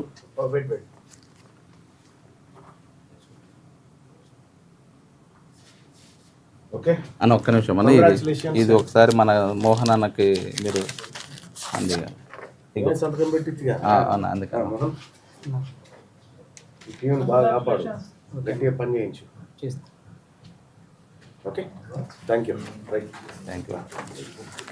అయితే ఉండండి మీరు అందరూ ఉండండి సైడ్ కొనండి ఇట్లా సైడ్ కొనండి అందరూ అన్న దానా మీరు రండి నరసన్న ఉన్నానా మాట్లాడితే ఒక్కొక్క మాట మాట్లాడండి ఎవరన్నా పోదామా ఓకే ఓకే మీరేమన్నా మాట్లాడతారా ఓకే ఓకేనా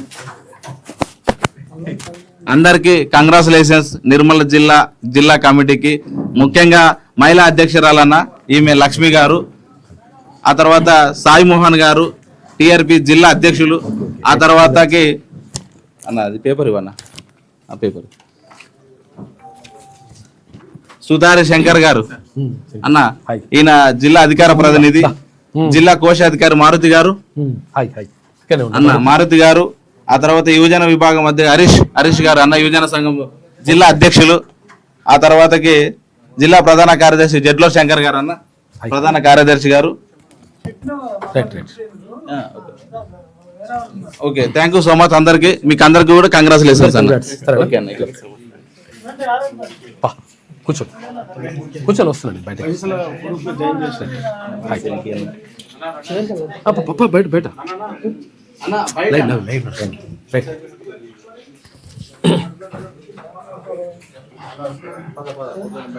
కేటీఆర్ భస్మాసురుడికి బ్రదర్స్ అని చెప్పేసి ఇక్కడ మహేష్ కుమార్ గౌడ్ అంటా ఉన్నాడు. ఆయనలో అహంకారం పరాకాష్ఠకు చేరింది. ఇక ఎవరిని ఉరి తీయాలో ప్రజలు ఇప్పటికే పలు ఎన్నికల్లో తీర్పు ఇచ్చారు. అయినా వాళ్ళు మారకపోతే ప్రజలే తరిమి కొడతారు. కేటీఆర్ ముందు ఆయన చెల్లెలకు జవాబు చెప్పాలని చెప్పేసి ఇక్కడ ఎవరు మహేష్ కుమార్ గౌడ్ అంటా ఉన్నారు. ఇక కర్తవ్య పదలో ఒగ్గుడోలు కవాత్ అంట. తెలంగాణ మట్టి పరిమళం పల్లె సంస్కృతికి ప్రతీక అయినటువంటి ఒగ్గుడోలు ఈసారి ఢిల్లీలో మారుమోగనుంది. రిపబ్లిక్ డే రోజు కర్తవ్య పదలో జరిగే వేడుకల్లో మన రాష్ట్ర కళాకారులు ప్రదర్శన ఇవ్వనున్నారు. ఒగ్గుడోలు విన్యాసానికి రిపబ్లిక్ డే పరేడ్ లో చోటు దక్కడం ఇదే తొలిసారి అని చెప్పేసి ఒక వార్త కనిపిస్తా ఉంది. తెలంగాణకు సంబంధించి ఒగ్గు కళాకారులు అద్భుతమైనటువంటి ఒగ్గు కథలు చెప్తారు. వాళ్ళు చెప్తున్నటువంటి కథలు చూస్తుంటే అసలు యాక్చువల్గా ఇక్కడ సాంస్కృతిక వారసత్వం తర్వాత ఆచారం ఏమన్నా రమన్ రండి రండి ఇవన్నీ కూడా ఉంటాయి. కాబట్టి ఒగ్గు కళాకారులకు సంబంధించి ఒక మంచి ప్రత్యేక అవకాశం దక్కింది. అక్కడ రిపబ్లిక్ డే పరేడ్కి సంబంధించి అందులో పాల్గొనేటువంటి అవకాశం దక్కింది. ఇవాళ హిల్ట్ పై చర్చ. Hyderabad industrial lands transformation HILT పాలసీపై అసెంబ్లీలో సోమవారం చర్చ జరగనున్నది. గ్రేటర్ హైదరాబాద్ మధ్యలో ఉంటూ కాలుష్యాన్ని వెదజల్లుతున్న పరిశ్రమలను ఔటర్ రింగ్ రోడ్డు అంటే ఓఆర్ఆర్ ఆవలకు తరలించే లక్ష్యంగా ప్రభుత్వం ఈ పాలసీని రూపొందించింది. ఈ పాలసీ పైన వీళ్ళు ప్రభుత్వం ఏమో మేము మంచి చేస్తామని చెప్తుంది. కానీ ప్రతిపక్షాలు మాత్రం తర్వాత కొంతమంది నిపుణులు మాత్రం ఏమంటారంటే ఇది మొత్తం కూడా ఔటర్ రింగ్ రోడ్ లోపల ఉన్నటువంటి ప్రభుత్వ భూమిని కబ్జా పెట్టి ఖతం చేసే కార్యక్రమం ఉంటుందని చెప్పేసి వాళ్ళు ఆరోపిస్తా ఉన్నారు. దీనిపైన ప్రతిపక్షాలు పోయి మాట్లాడితే మంచిగుంటుంది. విమానాల్లో పవర్ బ్యాంకులు వాడొద్దంట. పవర్ బ్యాంకులు వాడితే ఏమవుతుందో ఒక్కోసారి పేలుతున్నాయి కాబట్టి పేలితే విమానానికే ప్రమాదం అవుతుంది కాబట్టి అందుకని పవర్ బ్యాంకులు వాడొద్దు అని చెప్పేసి కొత్త నిబంధన తీసుకొచ్చిండ్రు విమానయాన సంస్థ. విమానాల్లో పవర్ బ్యాంకులను ఎట్టి పరిస్థితుల్లోనూ వాడరాదని directorate general of civil aviation ప్రయాణికులకు సూచించింది. విమానాల్లో అగ్ని ప్రమాదాల నివారణకు డీజీసీఏ కొత్త గైడ్ లైన్స్ విడుదల చేసిందంట. అందులో భాగంగా పవర్ బ్యాంకులు వాడొద్దంటుందట. ఫోన్లు వాడితే ఓకే కానీ పవర్ బ్యాంకులు వాడితే పవర్ బ్యాంకులు కొన్నిసార్లు పేలుతున్నాయి. ఇష్టం వచ్చినట్టుగా అది పెడుతున్నారు. ఛార్జింగ్ పెడతారు అటే పోతారు. ఇక అది ఫుల్ అయిపోయి తట్టుకుంటలేవని చెప్పేసి అంటున్నారు. అందుకని వాడొద్దు అంటున్నారట. యూరియా దిగుమతిలో కేంద్రం ఫెయిల్ అయిందని చెప్పేసి ఇక్కడ ఎంపీ వంశీకృష్ణ అంటున్నాడు. దీంతో ఆర్ఎఫ్సిఎల్ పై ఒత్తిడి పెరుగుతున్నది. మేనేజ్మెంట్ నిర్లక్ష్యంతో ఇక్కడ ఉత్పత్తి తక్కువగా ఉన్నది. 12 లక్షల టన్నులకు గాను 9 లక్షల టన్నులే చేస్తున్నారు. పరిస్థితి ఇట్లానే ఉంటే మేనేజ్మెంట్ పనితీరుపై సిబిఐ ఎంక్వైరీ కోరుతామని చెప్పేసి ఎంపీ వంశీకృష్ణ చెప్తా ఉన్నాడు. పెద్దపల్లి ఎంపీ, యువకుడు, మంచి ఉత్సాహవంతుడు, గట్టిగా మంచిగా మాట్లాడతాడు. తర్వాత చాలా విషయాలకు సంబంధించి మంచిగానే మాట్లాడుతున్నాడు, మంచిగా కొట్లాడుతున్నాడు. విదేశాల నుంచి యూరియాను దిగుమతి చేసుకోవడంలో కేంద్ర ప్రభుత్వం విఫలమైందని పెద్దపల్లి ఎంపీ గడ్డం వంశీకృష్ణ మండిపడ్డారు. ఇక అంతర్జాతీయ సంబంధాలు సరిగా లేక ఉక్రెయిన్ నుంచి 10 లక్షల టన్నులు, చైనా నుంచి 30 లక్షల టన్నుల యూరియాను దిగుమతి చేసుకోలేకపోయిందని చెప్పారు. దీంతో రామగుండం ఎరువుల ఫ్యాక్టరీ పై ఒత్తిడి పెరుగుతున్నదని తెలిపారు. ఆదివారం గోదావరి కని ప్రెస్ క్లబ్ లో మీడియాతో నిన్న వంశీకృష్ణ మాట్లాడాడు. ఫోన్ ట్యాపింగ్ కోసం సాఫ్ట్వేర్ తెప్పించింది ఎవరు? ఇంత డబ్బు ఎక్కడి నుంచి వచ్చింది? ఫోన్ ట్యాపింగ్ కేసులో నవీన్ రావుకు సిట్ ప్రశ్నల వర్షం కురిపించింది. 9 గంటల పాటు బీఆర్ఎస్ మాజీ ఎమ్మెల్సీ ఇన్ని విచారించింది. ఇక ప్రముఖ నేతలకు నోటీసులు కూడా ఇస్తుందని చెప్పేసి ఒక వార్త కనిపిస్తా ఉంది. ఫోన్ ట్యాపింగ్ కేసులో కీలక పరిణామం చోటు చేసుకుంది. ఈ కేసులో సూత్రధారులు, పాత్రధారులైనటువంటి రాజకీయ నేతల గుట్టు రట్టు చేసే విధంగా సిట్ దర్యాప్తు ముందుకు సాగుతోంది. ఇందులో భాగంగా బీఆర్ఎస్ మాజీ ఎమ్మెల్సీ నవీన్ రావును ఆదివారం విచారించింది. ఎస్బీఐ కేంద్రంగా పనిచేసిన స్పెషల్ ఆపరేషన్స్ టార్గెట్స్ కోసం సాఫ్ట్వేర్ కొనుగోలుకు సంబంధించిన వివరాలతో స్టేట్మెంట్ రికార్డు చేసింది. ఈ మేరకు నవీన్ రావును సిట్ సభ్యులు Greyhounds DSP Ravinder Reddy, Jubilee Hills ACP Venkatagiri ఈయనని సుదీర్ఘంగా ప్రశ్నించిరట. సుదీర్ఘంగా ప్రశ్నించుడే కాదు, ఇన్ని పైసలు ఎడికలు వచ్చినాయిరా నాయన మీకు అని చెప్పేసి కూడా అడిగిరట. బాగా ఏది అక్కడ స్పైవేర్ అని చెప్పేసి ఇతర దేశాల నుంచి ఆ సాఫ్ట్వేర్ కొనుక్కొచ్చి ఆగమాగం చేసినట.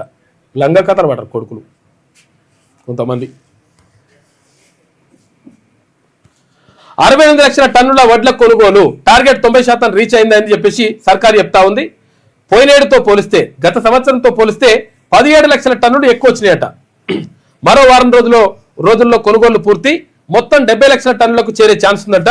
ఇప్పటి వరకు 36 లక్షల టన్నుల సన్నొడ్లు, 32 లక్షల టన్నుల దొడ్డు వడ్లు కొనుగోలు. 13.50 లక్షల మంది రైతుల ఖాతాల్లో 16,590 కోట్ల రూపాయలు జమ చేసినట. సన్నొడ్లకు బోనస్ కింద 926 కోట్ల రూపాయలు వేసిందట. వానాకాలం వడ్ల కొనుగోళ్లు చివరి దశకు చేరుకున్నాయి. సివిల్ సప్లైస్ డిపార్ట్మెంట్ ఈ సీజన్లో ఇప్పటి వరకు 60 లక్షల టన్నులకు పైగా వడ్లు కొనుగోలు చేసిందని చెప్పి చెప్తా ఉన్నారు. మొత్తం మీద వడ్ల కొనుగోలు 90% పూర్తయిందని చెప్తున్నారు ప్రభుత్వం. మరి పూర్తయిందా లేదా చూడాలి. ఇది సారు తీరుతో కేడర్ బేజారైతుందట. 2 ఏళ్ల తర్వాత కృష్ణా జలాలపై సవాళ్లు విసిరిండు కేసీఆర్. తోలు తీస్తా అన్నాడు. తోలు తీస్తా, లావుల తొండలు ఇడుస్తా, తోలు తీస్తా అని చెప్పేసి ఈయన అనిపోయాడు. అవతల పడ్డాడు.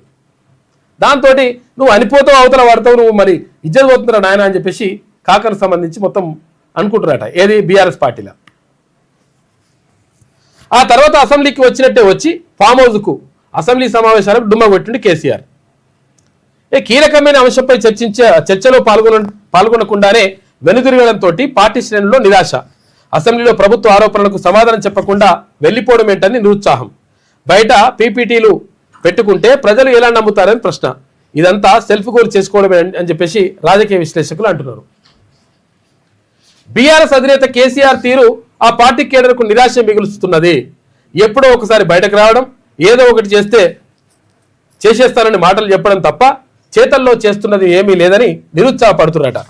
ఇటీవల దాదాపు 9 నెలల తర్వాత బయటకు వచ్చిన కేసీఆర్ తోలు తీస్తా, ఇక వస్తుందా అంటూ స్టేట్మెంట్లు ఇవ్వడంతో లీడర్లు సింహం వస్తుందంటూ కేడర్ మస్తు జోష్లో మునిగిపోయారు.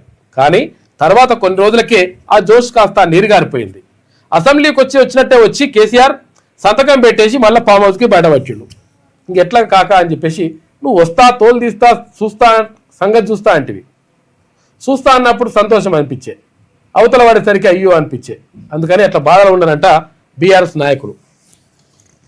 ఇక 13 ఏళ్ల బాలికపై 3 మైనర్లు గ్యాంగ్ రేప్ చేసిరట. మైనర్లు, అమ్మాయి పాప 13 సంవత్సరాల పాప. వీళ్ళు చేసిన వాళ్ళు కూడా ఇది కారణం ఏంటి అంటే నైతిక విలువలు కనీసం ఇక్కడ నేర్పించకపోవడం.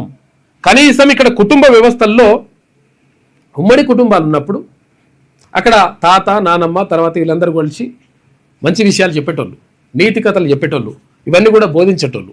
దాంతో ఇట్లా ఉండాలి, వీళ్ళతో ఇట్లుండాలి, వీళ్ళతో నీకు ఇది అసలు యాక్చువల్గా ఇది మంచి అంటే ఇది, చెడు అంటే ఇది, ఇవన్నీ చెప్పేటోళ్ళు. ఇవన్నీ లేకుండా అయిపోయినాయి. తర్వాత విద్యా వ్యవస్థలో కూడా నైతిక విలువలకు సంబంధించినటువంటి అంశాలను ప్రత్యేకంగా చేర్చాల్సిన అవసరం ఉన్నది.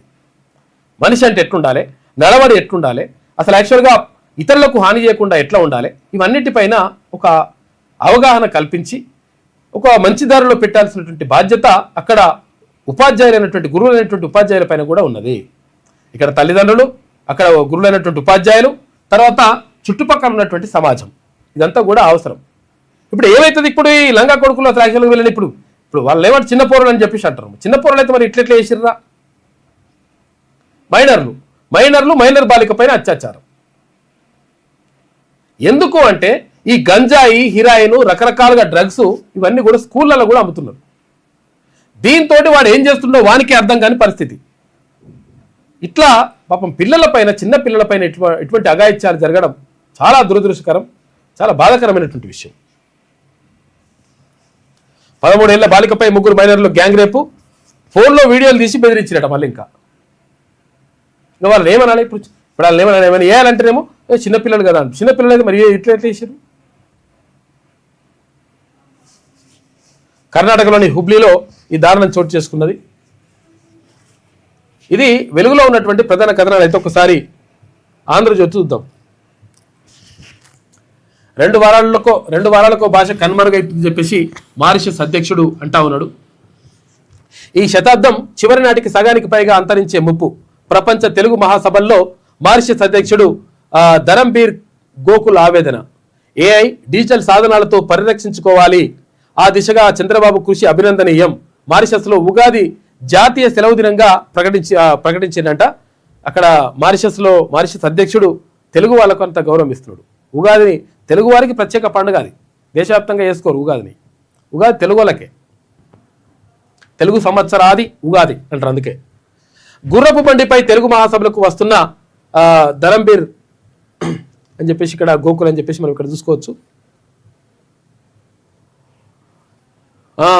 చేతులకు బేడీలతో జైలుకి తీసుకుపోయారట. ఏది?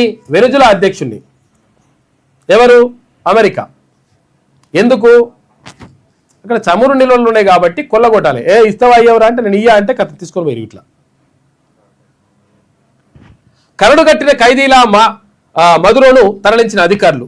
డ్రగ్స్, ఉగ్రవాద ఆరోపణలు రుజువైతే జీవితకాలం జైల్లో పెడతారట. అమెరికా అధికారులకు మధురో న్యూ ఇయర్ శుభాకాంక్షలు చెప్పిండట. అట్లయినా కానీ పాపం మీకు ఇదే గతి. క్యూబా, చీలీ, తర్వాత కొలంబియాకు ట్రంప్ హెచ్చరించాడట. మీరు చెప్తే ఇంటర్ అయినరా, ఇనకపోతే ఎట్టేది? వెనుజులా అధ్యక్షుని ఏం చేసినా మీ పని కూడా గదే చేస్తా అంటున్నట. రష్యా కూడా జెలెన్స్కీని ఇలాగే బంధిస్తే ఏం చేస్తారు? ట్రంప్ తీరును ప్రశ్నించారు ఆ దేశ ప్రజాప్రతినిధి రో కన్నా. అమెరికా దాడిలో 40 మంది మరణించారని చెప్పేసి వెనుజులా ప్రకటించింది. బాంబులు బింబులు వేసిరు కదా దాంట్లో. వెనుజులా తాత్కాలిక అధ్యక్షురాలుగా ఉపాధ్యక్షురాలు డిస్సీ రోడ్రిగ్జ్ అని పెట్టిండ్రట. అట్లా నడుస్తూ ఉంది. ఇక నైట్ స్టాకర్స్ తోడుగా డెల్టా ఫోర్స్ ముందుండి అమెరికా అత్యున్నత దళాలతో వెనుజులాలో ఆపరేషన్. మధురోను పట్టుకునేందుకు 4 నెలల ప్రణాళిక వేసుకున్నట. మధురో కదలికలు, ఇతర అంశాలపైన CIA నిఘా పెట్టింది. స్థానిక నేతలు, అధికారులకు ఎరవేసి వివరాలు రాబట్టినట. తొలుత వెనుజులా రక్షణ వ్యవస్థ ధ్వంసం చేసిండ్రు. తర్వాత సైనిక హెలికాప్టర్లో వెళ్లి మధురోని అరెస్ట్ చేసిండ్రు. వ్యూహాత్మకంగానే మధురో భార్య నిర్బంధం అంట.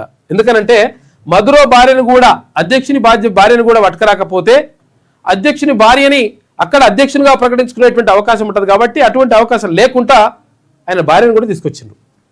నాయకురాలుగా ఎదగకుండా అడ్డుకునేందుకే అదుపులోకి తీసుకున్నామని చెప్పేసి తెలుస్తా ఉంది. ఇక నల్లమల సాగర్ లింకును ఆపాల్సిందే. సుప్రీంకోర్టులో సమర్థన వాదనలు వినిపించండి. న్యాయ నిపుణులకు సీఎం రేవంత్ రెడ్డి సూచన. ముంబైలో అభిషేక్ మను సింఘ్వితో రేవంత్, ఉత్తమ్ భేటీ. తెలంగాణ రిట్ పిటిషన్పై ఇవాళ సుప్రీంకోర్టులో విచారణ ఉన్నది. మరి ఏం చేస్తారు ఇంకా చూడాలి. ఇవాళ అసెంబ్లీలో హిల్ట్పై కీలక చర్చ. ఈ హిల్ట్ పైన కీలక చర్చ ఉన్నప్పుడు అక్కడ ప్రతిపక్షం ఉండాల్సింది. ఆ తర్వాత ప్రభుత్వం ప్రకటన చేసే అవకాశం. 45 రోజులు కావస్తున్న హిల్ట్కు దరఖాస్తులు లేవట. పారిశ్రామికవేత్తల సందేహాలకు సమాధానాలు దొరికేనా? ప్రతిపక్షాల ఆరోపణలకు ఫుల్ స్టాప్ పడుతుందా అని చెప్పేసి ఒక వార్త వేసిండ్రు హిల్ట్ పాలకు సంబంధించి.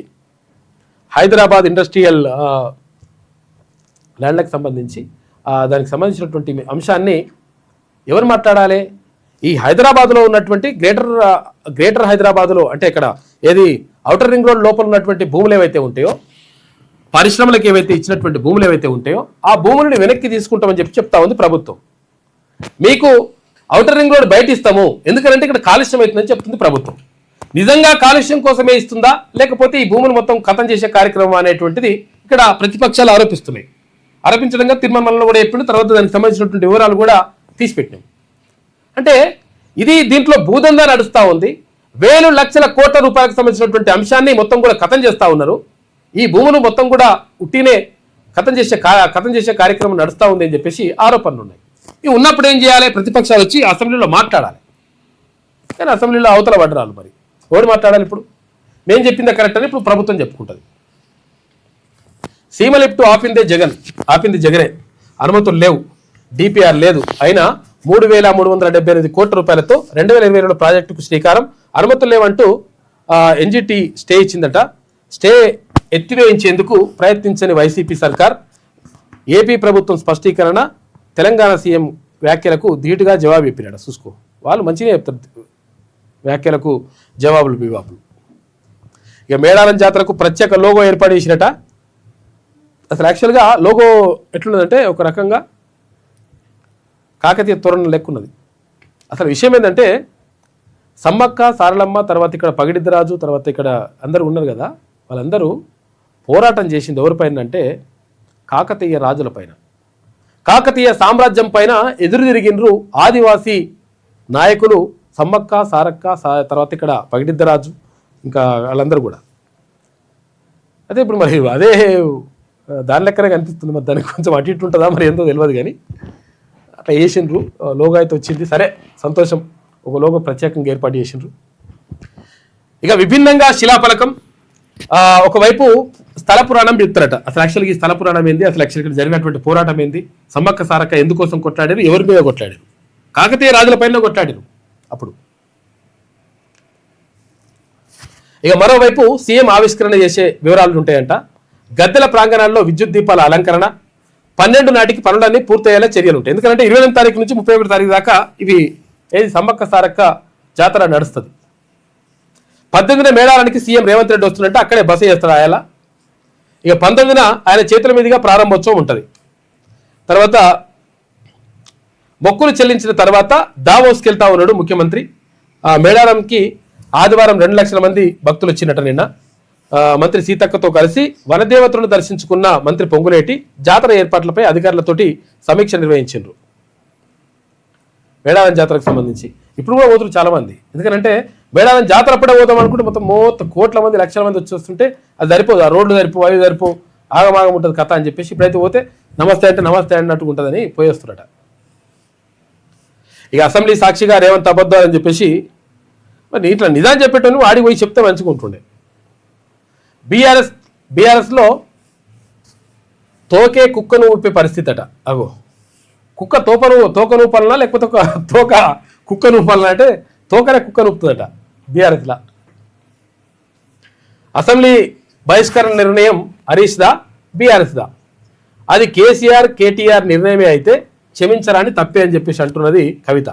హరీష్ జగదీష్లపై కోపం లేదట. సూర్యాపేటకు పోయింది కాబట్టి మీటింగ్లో సూర్యాపేటకు పోతే వాళ్ళు ఏమైనా దారులు పీడి ఏమైనా ఏపీ గల్లా జగదీష్ రెడ్డి అని అడిగి పోయిన తర్వాత నాకు హరీష్ రావు మీద జగదీష్ రెడ్డి మీద కోపం లేదట. మొన్నటి దాకానేమో వాళ్ళిద్దరు ఆ పొట్టివాడు అట్లా చేసి నేను ఇట్లా చేసిన పొడుగు ఇట్లా చేసిన చెప్పింది.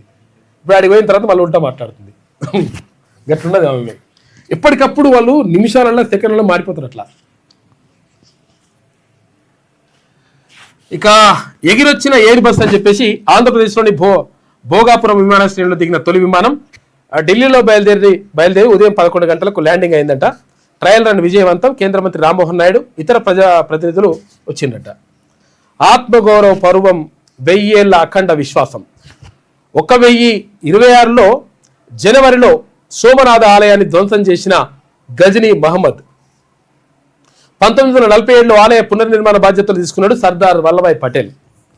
1951లో తెరుచుకున్న ఆలయ ద్వారాలు నెహ్రూ కాదన్నా ఆనాటి కార్యక్రమానికి హాజరయ్యాడు రాష్ట్రపతి రాజేంద్ర ప్రసాద్. ఆలయ ప్రత్యేకతపై ఆంధ్రజ్యోతికి ప్రధాని నరేంద్ర మోడీ ప్రత్యేక వ్యాసం రాశాడని చెప్పేసి వేసుకున్నది కదా.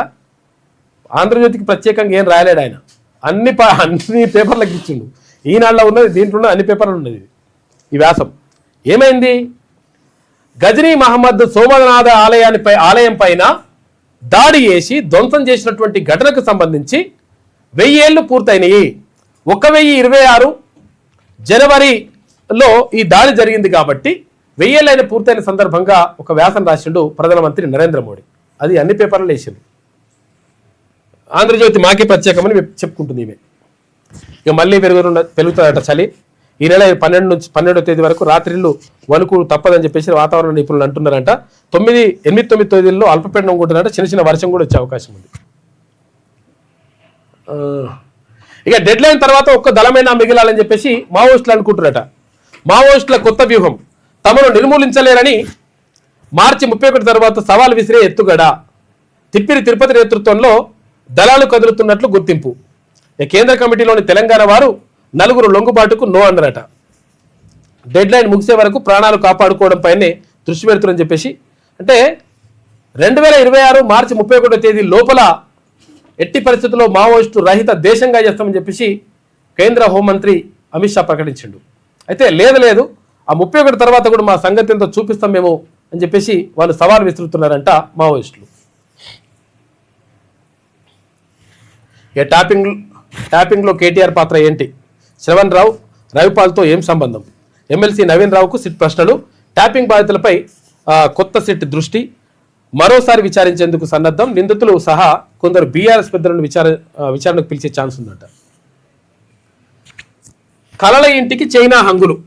ఫర్నిచర్, శానిటరీ వేర్, ఇటు ఎలక్ట్రానిక్ ఉత్పత్తుల కొనుగోలుకు చలో చైనా అంటున్నట. చైనా కొనుక్కొస్తున్నట బాగా. మంచిగా ఒకటి అలంకరణలు ఉంటాయి కదా అవి. పెద్ద ఎత్తున క్యూ కడుతున్న ఏపీ తెలంగాణ వాసులు. 1000 డిజైన్లు, ఫ్యాక్టరీలు, కిలోమీటర్ల పొడవున మాల్స్ ఉన్నాయట. కొనుగోలులో సహాయం చేయడానికి అక్కడే ఏజెన్సీలు తెరిచిన మనోళ్ళు. ఇక పోషన్ గ్వాంగ్జూలో 500కు పైగా తెలుగు ఫ్యామిలీలు ఉన్నాయట. ఫర్నిచర్ షాపింగ్ పూర్తయ్యాక అక్కడే కొద్ది రోజులు ఉండి పర్యాటక ప్రాంతాలను సందర్శించి వస్తున్నట. ఏది ఇళ్లలో మొత్తం కూడా ఇంటీరియర్ అంతా కూడా మంచిగా అలంకరించుకోవడానికి అక్కడ చైనా వస్తువులను వాడుకుంటారట. ఇట్లా ముద్దుగా లైట్లు, బీట్లు, కథ, కార్ఖానా, వజ్రాలు ఇవన్నీ ఉంటాయి కదా, మంచిగా చేసుకొని ఫర్నిచర్ పెట్టుకోవాలి, ఇక్కడ చెట్లు పెట్టుకోవాలి, ఇక్కడ పూల మొక్కలు పెట్టుకోవాలి, ఇక్కడ ఇవి పెట్టుకోవాలి, అవన్నీ కూడా మొత్తం సెట్ చేసుకుంటారట. ఇట్లా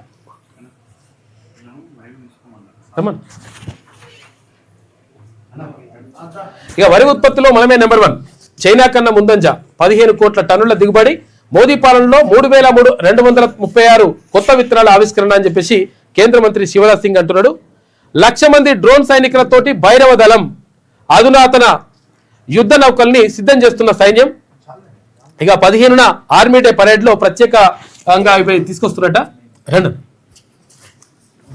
నమస్తే. ఆర్ఎంపీ పిఎంపీలు రండి. డాక్టర్లు వచ్చిండ్రు. గ్రామీణ డాక్టర్లు ఎక్కువ సేవకులు, గ్రామీణ సేవకులు.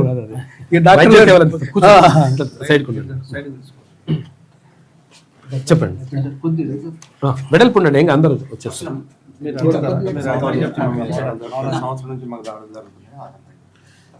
అయితే గ్రామాల్లో కానీ పట్టణాల్లో కానీ ఉన్నటువంటి ఆర్ఎంపీల పైన దాడులు జరుగుతూ ఉన్నాయి. తర్వాత మేము అసలు యాక్చువల్గా సీరియస్ ఉన్న వాళ్ళు మా దగ్గరకు వచ్చిర్రు అనుకో, మా దగ్గరకు వస్తే మేము వైద్యం చేస్తున్నాం, తర్వాత ఎక్కడన్నా మేము రెఫర్ చేస్తున్నాం. అయితే ఈ రెఫర్ చేసాకంటే ముందే నువ్వు ఇచ్చిన సూది వల్లనే చచ్చిపోయింది అని చెప్పేసి ఇటు ధర్నాలు చేస్తున్నారు, మా మీద దాడులు చేస్తున్నారు అంటారు. అదేనా? చెప్పండి. దాంతోపాటు గవర్నమెంట్ మాకు ఒకటి పోయిన ఏదైతే అంతకుముందు టీఆర్ఎస్ ప్రభుత్వం ఉన్నప్పుడు మాకు ఏం చేశారంటే మాకు ఆర్ఎంపీ పిఎంలో గుర్తింపించి మీకు శిక్షణ ఇచ్చి మీకు ఇచ్చేస్తామని చెప్పారు మేనిఫెస్టోలో. అప్పుడు ఏం చేయలేదు.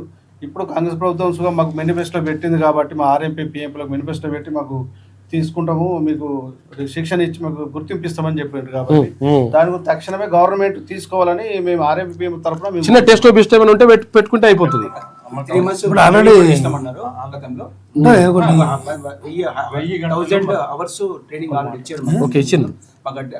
ఎటువంటి పారామెడిక్ నుంచి ఇచ్చారు. బట్ కాకపోతే ఇప్పటి వరకు దానికి ఎగ్జామినేషన్ కానీ ఎటువంటిది కూడా ఏం సర్టిఫికేట్ ఇస్తే అయిపోతుంది. మళ్ళీ ఇప్పుడు అన్నగారు గ్రామీణంలో వైద్యులు ఖచ్చితంగా ఆర్ఎంపీలు అవసరం. ఎందుకంటే ఎంబీబీఎస్ వచ్చి అక్కడ ఉండలేడు. కాబట్టి వీళ్ళు ఉండలేదు అని పైసలు ఉండలేదు. పెట్టలేదు పబ్లిక్ కూడా. ఇప్పుడు పేషెంట్ ఎవరికన్నా ఇబ్బంది తెల్లందాక నైట్లో 1-2 o'clock అయినా కడుపు నొప్పి కానీ వాంతులు ఏ ఇబ్బంది అయినా అవును వాళ్ళు లేచి మన నిజామాబాద్కు ఆటో తీసుకొని వెళ్ళి మళ్ళీ వాళ్ళు అక్కడ నుంచి అవును డబ్బులు ఖర్చు పెట్టుకొని ట్రీట్మెంట్ అక్కడ వేలలో అవుతుంది. మరి ఇక్కడ ఆర్ఎంపీ ట్రీట్మెంట్ ఇచ్చేది వేలలో అయితే లక్షలలో కూడా లక్షలలో అవుతుంది, చెప్పలేము. అది వేలలో వీళ్ళకు కష్టమే ఆ నైట్ పోవడం. మరి ఈ రాత్రి అనక ఆర్ఎంపీ డాక్టర్ ఏం చేస్తున్నాడు, భార్య పక్కన పడుకున్నా లేచి పిలవగానే లేచి వెంటనే ఫోన్ చేస్తే కూడా లేచిపోయి వాళ్ళకు ఏదో ట్రీట్మెంట్ ప్రాథమిక వైద్యం చేసేవారికంటే వాళ్ళకు ఉపశమనం కలుగుతుంది ఒప్పుకుంటున్నారు. మరి అది సేవ పబ్లిక్ చాలా అవసరం ఉన్నది. పబ్లిక్ కూడా ఏమంటున్నారంటే మాకు ఈ గ్రామీణ వైద్యులు కావాలి, వాళ్ళ సేవలు మాకు అవసరము, మేము సిటీకి అంత దూరం వెళ్ళి నైట్లలో కానీ ఎప్పుడైనా మేము చేసుకోలేము. మళ్ళీ ఒకటి ఏంటంటే ఇక్కడ డబ్బులున్నా లేకున్నా వాళ్ళు పొలం పనులకు వెళ్తుంటారే రైతులు, కూలీలు, వాళ్ళందరూ కూడా మరి వీళ్ళు డబ్బులు ఇచ్చినా లేకుండా సార్ ఇంజక్షన్ తీసేసుకొని వెళ్ళి పనికి వెళ్ళిపోతాడు, డబ్బులు మేము మళ్ళీ ఇస్తాడు, వారంకు వచ్చినాక ఇస్తాడు, చేస్తాడు, ఖాతా పెడతారు ఇక. మరి ఇవన్నీ సేవలన్నీ అందిస్తున్నారు. అందించినప్పుడు మరి యొక్క దాడులు ఎందుకు అనేది మళ్ళీ ఇబ్బందుల పాలు చేస్తున్నారు దాడులు చేసి. అది కాకుండా మెయిన్ ఏంటంటే డెలివరీ కేసెస్ ఉంటే వాళ్ళకి వీక్లీ ఇంజెక్షన్స్ అని ఇంటికి రాసిస్తుంటారు మన క్వాలిఫైడ్ డాక్టర్లు. వాళ్ళకి గౌరవించి మేము ఇవ్వాలి కాబట్టి అవి ఇవ్వడానికన్నా మేము ఊర్లలో ఉండాలి. వాళ్ళు ఏదన్నా యాంటీబయాటిక్ కోర్సెస్ రాసిస్తుంటారు, టైఫాయిడ్కి సంబంధించి ఏదన్నా ఇన్ఫెక్షన్స్ సంబంధించిన యాంటీబయాటిక్స్ రాసిస్తారు. అవి ఆ బేసిక్స్ అవి ఆ డ్రెస్సింగ్ కానీ అవి చేయడానికన్నా కనీసం మమ్మల్ని ఊర్లో ఉంచే విధంగా ప్రయత్నం చేయండి దయచేసి. 100% ఏదన్నా అతిగా చేసిన వాళ్ళ మీద శిక్షించండి, వదలట్లేదు. ఆ విషయంలో 100% మనం పెద్దవాళ్ళు వాళ్ళు చెడు చేసిన వాళ్ళని ఎట్టి పరిస్థితుల్లో క్షమించేది లేదు, కానీ మంచి చేసిన వాళ్ళని 100% కాపాడుకోవాల్సిన బాధ్యత కూడా ఉంది. ప్రాథమికంగా వైద్యం చేసే విధంగా ఏదన్నా రూపకల్పన చేసి దానికి జీవో తీసుకొచ్చి దయచేసి దీని మీద ఒక 50,000 కుటుంబాలు ఆధారపడ్డాయి కాబట్టి ఆ కుటుంబాలను మధ్యంతరంగా ఈ అన్నకి 50 సంవత్సరాలు, ఈ అన్నకు 40, 45, 50, 60 సంవత్సరాల వాళ్ళు ఎక్కడ పోయి ఇప్పుడు ఏం పని చేసుకొని బతుకుతారు. మధ్యంతరంగా బ్యాన్ చేస్తే మా పిల్లలు బీటెక్ అట్లా ఇంటరు ఈ చదువులో ఉన్నారు, వాళ్ళని ఏ రకంగా చదివిస్తాం, వాళ్ళకి ఫీజులు ఏ రకంగా కడతాం, మేము ఈఎంఐలు కట్టుకోవాల్సి వస్తుంది. ఇలాంటి ఇబ్బందులు ఉన్నాయి కాబట్టి దయచేసి కొద్దిగా ఆలోచించండి.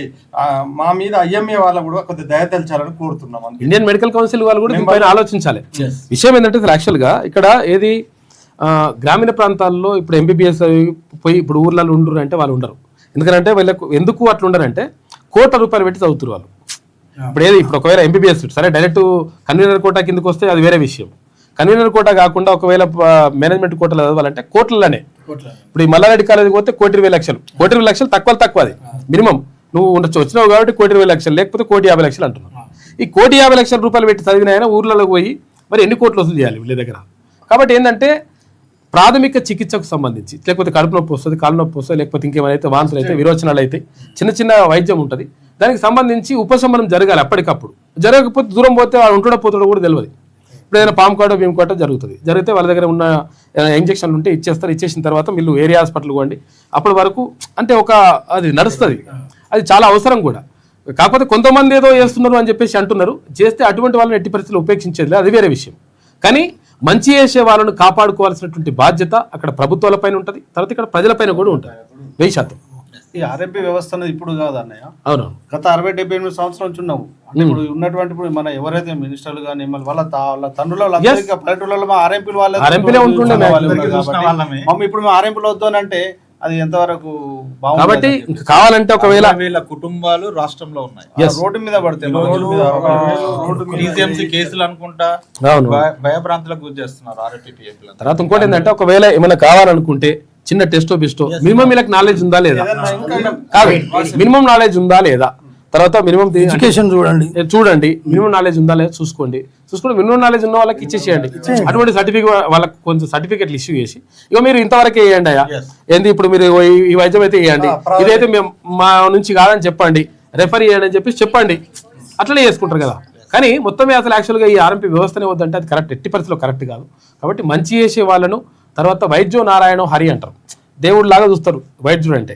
కాబట్టి అంతో ఇంతో మంచి చేస్తున్నటువంటి ఆర్ఎంపీలను ఎట్టి పరిస్థితుల్లో అట్లా చేయడం కరెక్ట్ కాదు. ఇక్కడ ఇండియన్ మెడికల్ కౌన్సిల్ కానీ ఇదే గవర్నమెంట్ ఈ ఆయమ్మలతోటి ఆశా వర్కర్లు కానీ వాళ్ళకు ఎడ్యుకేషన్ ఉన్నా లేకుండా వాళ్ళందరితో వర్క్ చేయించుకుంటున్నది. మరి మేమైతే అనుభవం ఉన్న వాళ్ళము, మరి ఇన్ని ఏళ్ళ నుంచి మేము అంత ఆపరేషన్లు చేపిస్తారు వాళ్ళ తోటి. అదే అదే అది వేరే విషయం. మరి అసలుంటప్పుడు మరి మేము ఉపయోగపడతాం కదా, గవర్నమెంట్ ఉపయోగపడితే గవర్నమెంట్ కూడా ఎంతో ఇది ఉంటుంది. అవును. ఒక ఆశా వర్కర్ లాగా, అవును, ఒక నార్మల్ గా వాళ్ళు ఏదైతే వార్డ్ బాయ్ లాగా ఎట్లా యూజ్ చేసుకుంటారు, హార్నేరియం ఇచ్చి చేసుకోండి కదా, మేము సేవ చేస్తాం.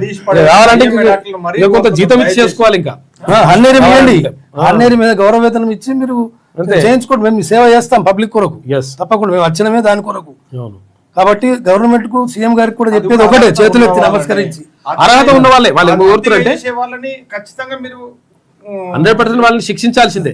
అట్లా చేసిన వాళ్ళని, చెడు చేసిన వాళ్ళని కూడా ఉపేక్షించేది లేదు.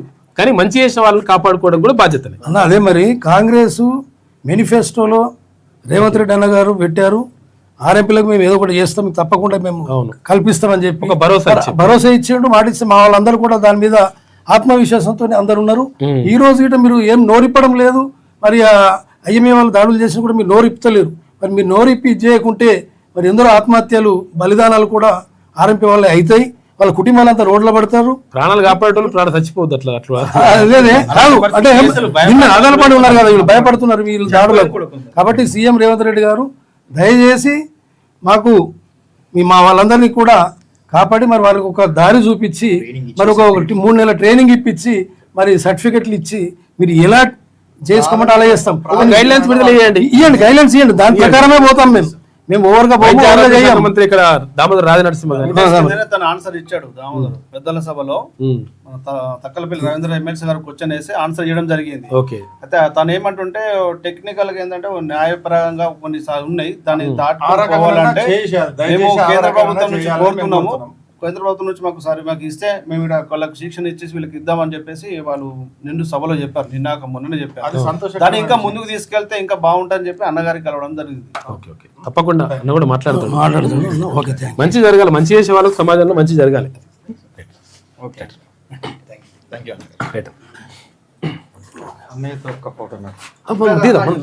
లైవ్ అయిపోయింది, మైక్ తీసుకోండి. ఇది చైనాకి సంబంధించినటువంటి, అంటే ఇప్పుడు ఆర్ఎంపీలకు సంబంధించి ఇట్లా ఉంది అంటే నిజంగా కూడా మంచి చేసే వాళ్ళని కాపాడని చెప్పేసి వాళ్ళు కోరుతున్నారు. 100% అది న్యాయమైన డిమాండే, కాపాడాలి కూడా. చెడు చేసే వాళ్ళని కూడా వదలొద్దు, అది కూడా కథనే, కరెక్టే. ఇది ఆంధ్రజ్యోతిలో ఉన్నటువంటి ప్రధాన కథనాలు. అయితే ఒకసారి శనార్థి తెలంగాణ చూద్దాం. రెడ్లతోని మనకు సోపతి వద్దు, ఎస్సీ ఎస్టీ బీసీ పిల్లలంతా ఒక్కటే, ప్రభుత్వ పాఠశాలల్లో వారంతా ఒకే దగ్గర కూర్చుంటున్నారు, రెడ్డి విరమ వర్గాల పిల్లలు అక్కడ కనిపించరు, రెడ్ల ఆధిపత్య రాజకీయాలు మనకొద్దు, సబ్బండ బీసీ బిడ్డలంతా ఒక్కటే, ఇక మన ఓటు మనమే వేసుకుందాం, ఎస్సీ ఎస్టీ బీసీల కోసం అంబేద్కర్ ఎంతో చేశారు, మన వర్గాలకు రిజర్వేషన్లు కల్పించారు, కాంగ్రెస్ 42% హామీలు ఇచ్చి మోసం చేసింది, ఇక ముందు మన వర్గాలు మోసపోకుండా చూసుకోవాలి, సబ్బండ బీసీ కులాలు సంఘటితమై రాజ్యాధికారం సాధించాలి. Telangana Rajyadhikara party chief MLC Teenmar Mallanna నిన్న కడతాల్లో, ఇక్కడ రంగారెడ్డి జిల్లా కడతాల్ మండల కేంద్రంలో నిన్న మాట్లాడాడు. వేలాది మంది పబ్లిక్ వచ్చిండ్రు, మస్తు పబ్లిక్ వచ్చిండ్రు. వచ్చి ఆత్మీయ అభినందన సభ ఉండే, అక్కడ రాఘవేంద్ర ఆధ్వర్యంలో ఈ కార్యక్రమం జరిగింది. తర్వాత ఇక్కడ తెలంగాణ రాజ్యాధికార పార్టీ నాయకులతో పాటు అటు బీసీ సంక్షేమ సంఘం జాతీయ అధ్యక్షుడు ఆర్ కృష్ణయ్య, తర్వాత బీసీ సంక్షేమ సంఘము రాష్ట్ర అధ్యక్షుడు అక్కడ భరత్, ఇక్కడ Telangana Rajyadhikara party working president Sudagani Harishankar Goud, ఆ తర్వాత ఓదెల్ యాదవ్, వీళ్ళందరూ చాలా మంది నాయకులు కూడా ఈ కార్యక్రమంలో పాల్గొన్నారు. మొత్తం మీద ఒక గీత విభజన రేఖ అనేటువంటిది రావాలి. తర్వాత ఇక్కడ ఎస్సీ ఎస్టీ బీసీలు మైనార్టీలు అందరూ ఒక్కటి, ఎందుకంటే వీళ్ళందరూ ఒక దగ్గర కూర్చోగలుగుతారు, చేయగలుగుతారు, మాట్లాడుకోగలుగుతారు. కానీ మరి ఒక వర్గము మన పైన ఆధిపత్యం చెలాయిస్తూ ఉంది. కాబట్టి ఓ జామకాయతోటి ఓ కథ చెప్పి నిన్న అందరిని కూడా ఆకట్టుకున్నారు తీన్మార్ మల్లన్న ఎమ్మెల్సీ. సబ్బండ బీసీ కులాలు సంఘటితమై రాజ్యాధికారం సాధించాలి, ఇక ముందు మన వర్గాల మోసపోకుండా చూసుకోవాలి. Telangana Rajyadhikara party chief MLC Teenmar Mallanna Rangareddy జిల్లా కర్తాల్లో ఆత్మీయ సభ ముఖ్య అతిథిగా హాజరయ్యాడు తీన్మార్ మల్లన్న. ఇన్నాళ్ళు రెడ్లు విలువలతోని చేసిన సోపతి చాలని, ఇక ముందు వారి సోపతి బంద్ చేసుకుందామని తెలంగాణ రాజ్యాధికార పార్టీ అధ్యక్షుడు శాసన మండలి సభ్యులు Teenmar Mallanna SC ST BC minority వర్గాలకు పిలుపునిచ్చారు. రంగారెడ్డి జిల్లా కర్తాల్ మండల కేంద్రంలో ఆదివారం స్థానిక నేతలు ఆత్మీయ అభినందన సభను ఏర్పాటు చేశారు. ఈ కార్యక్రమానికి TRP chief MLC Teenmar Mallanna ముఖ్య అతిథిగా హాజరయ్యారు. ఈ సందర్భంగా స్థానిక నాయకులు, టీఆర్పీ శ్రేణులు, బీసీ సంఘాలు సంఘాల నేతలకు మల్లన్న సాదర స్వాగతం పలికారు. అయితే ఇక్కడ మహిళలు హారతినిచ్చి ఆహ్వానించారు. ఈ సందర్భంగా మల్లన్న మాట్లాడుతూ అనాదిగా రెడ్లు వెలమలే రాజ్యాధికారం చేపట్టారని, కానీ ఆ వర్గాలకు ఇక ముందు రాజకీయ చరమగీతం పాడాల్సిన అవసరం ఉందని చెప్పేసి నిన్న గట్టిగా మాట్లాడిండు తీన్మార్ మల్లన్న. కీలక దశకు ఫోన్ ట్యాపింగ్ కేసు అంట. బీఆర్ఎస్ ఎమ్మెల్సీ నవీన్ రావును విచారించింది నిన్న సిట్టు. ప్రణీత్ రావు, శ్రవణ్ కుమార్తో సంబంధాలపై ప్రశ్నలు, ఇది రాజకీయ కుట్ర అని నవీన్ రావు ఆరోపించారట. కేసీఆర్, కేటీఆర్ను సైతం విచారించే ఛాన్స్ ఉంది. 2036 కామన్వెల్త్ గేమ్స్ భారత్లోనే జరుగుతాయని చెప్పేసి ప్రధాని మోడీ అంటున్నాడు. ఆ దిశగా ప్రయత్నాలు చేస్తున్నాం. దేశంలో క్రీడా స్ఫూర్తిని మరింత పెంచుతాం. ప్రధానమంత్రి నరేంద్ర మోడీ కాశీలో 72వ జాతీయ వాలీబాల్ ఛాంపియన్షిప్ క్రీడాకారులను ఉద్దేశించి వర్చువల్ ప్రసంగం చేసిండు ప్రధానమంత్రి మోడీ. కృష్ణా జలాలపై క్లారిటీ ఇస్తాం, త్వరలోనే అన్ని విషయాలు మాట్లాడతా. ఏపీ సీఎం చంద్రబాబు కీలక వ్యాఖ్యలు చేసిండు. కృష్ణా జలాలపై మొన్న రేవంత్ వ్యాఖ్యల నేపథ్యంలో స్పందించిండు చంద్రబాబు. మరి ఏం చేస్తారు, ఏం కదనే చూడాలి. ఇలా అక్కడ సుప్రీంకోర్టులో కూడా వాదనలు ఉన్నాయి. అసెంబ్లీకి వెళ్ళవు, ప్రజా సమస్యలపై కొట్లాడవు. అసెంబ్లీలో గజ్వెల్ సమస్యలపై గలమెత్తాలి, నియోజకవర్గ అభివృద్ధికి నిధులు తేవాలి. కాంగ్రెస్ జిల్లా అధ్యక్షురాలు అంక్షరెడ్డి డిమాండ్ చేస్తూ ఉన్నారట. అంక్షరెడ్డి ఇక ఎర్రవల్లి ఫామ్ హౌస్ను ముట్టడించిన కాంగ్రెస్ నాయకులు ఫామ్ హౌస్ పాలన వద్దురా నాయన అంటూ ప్లకార్డులు కూడా ప్రదర్శించారట ఇక్కడ కేసీఆర్కి సంబంధించి. అయితే మొన్న వైకుంఠ ఏకాదశి సందర్భంగా వైకుంఠ దర్శనం నడిగితే ఇక్కడ కాక దర్శనం కూడా అట్లే చేపించారు మొన్న. ఇక్కడ నుంచి పోవాలి, ఇక్కడ నుంచి రావాలి, ఇక్కడ నుంచి పోవాలని చెప్పేసి. అగో ఇదేమైంది మళ్ళా, ఈసారి వస్తలేవు వీడియోలు, ఏమైనా అవుతున్నట్టు చూడరు.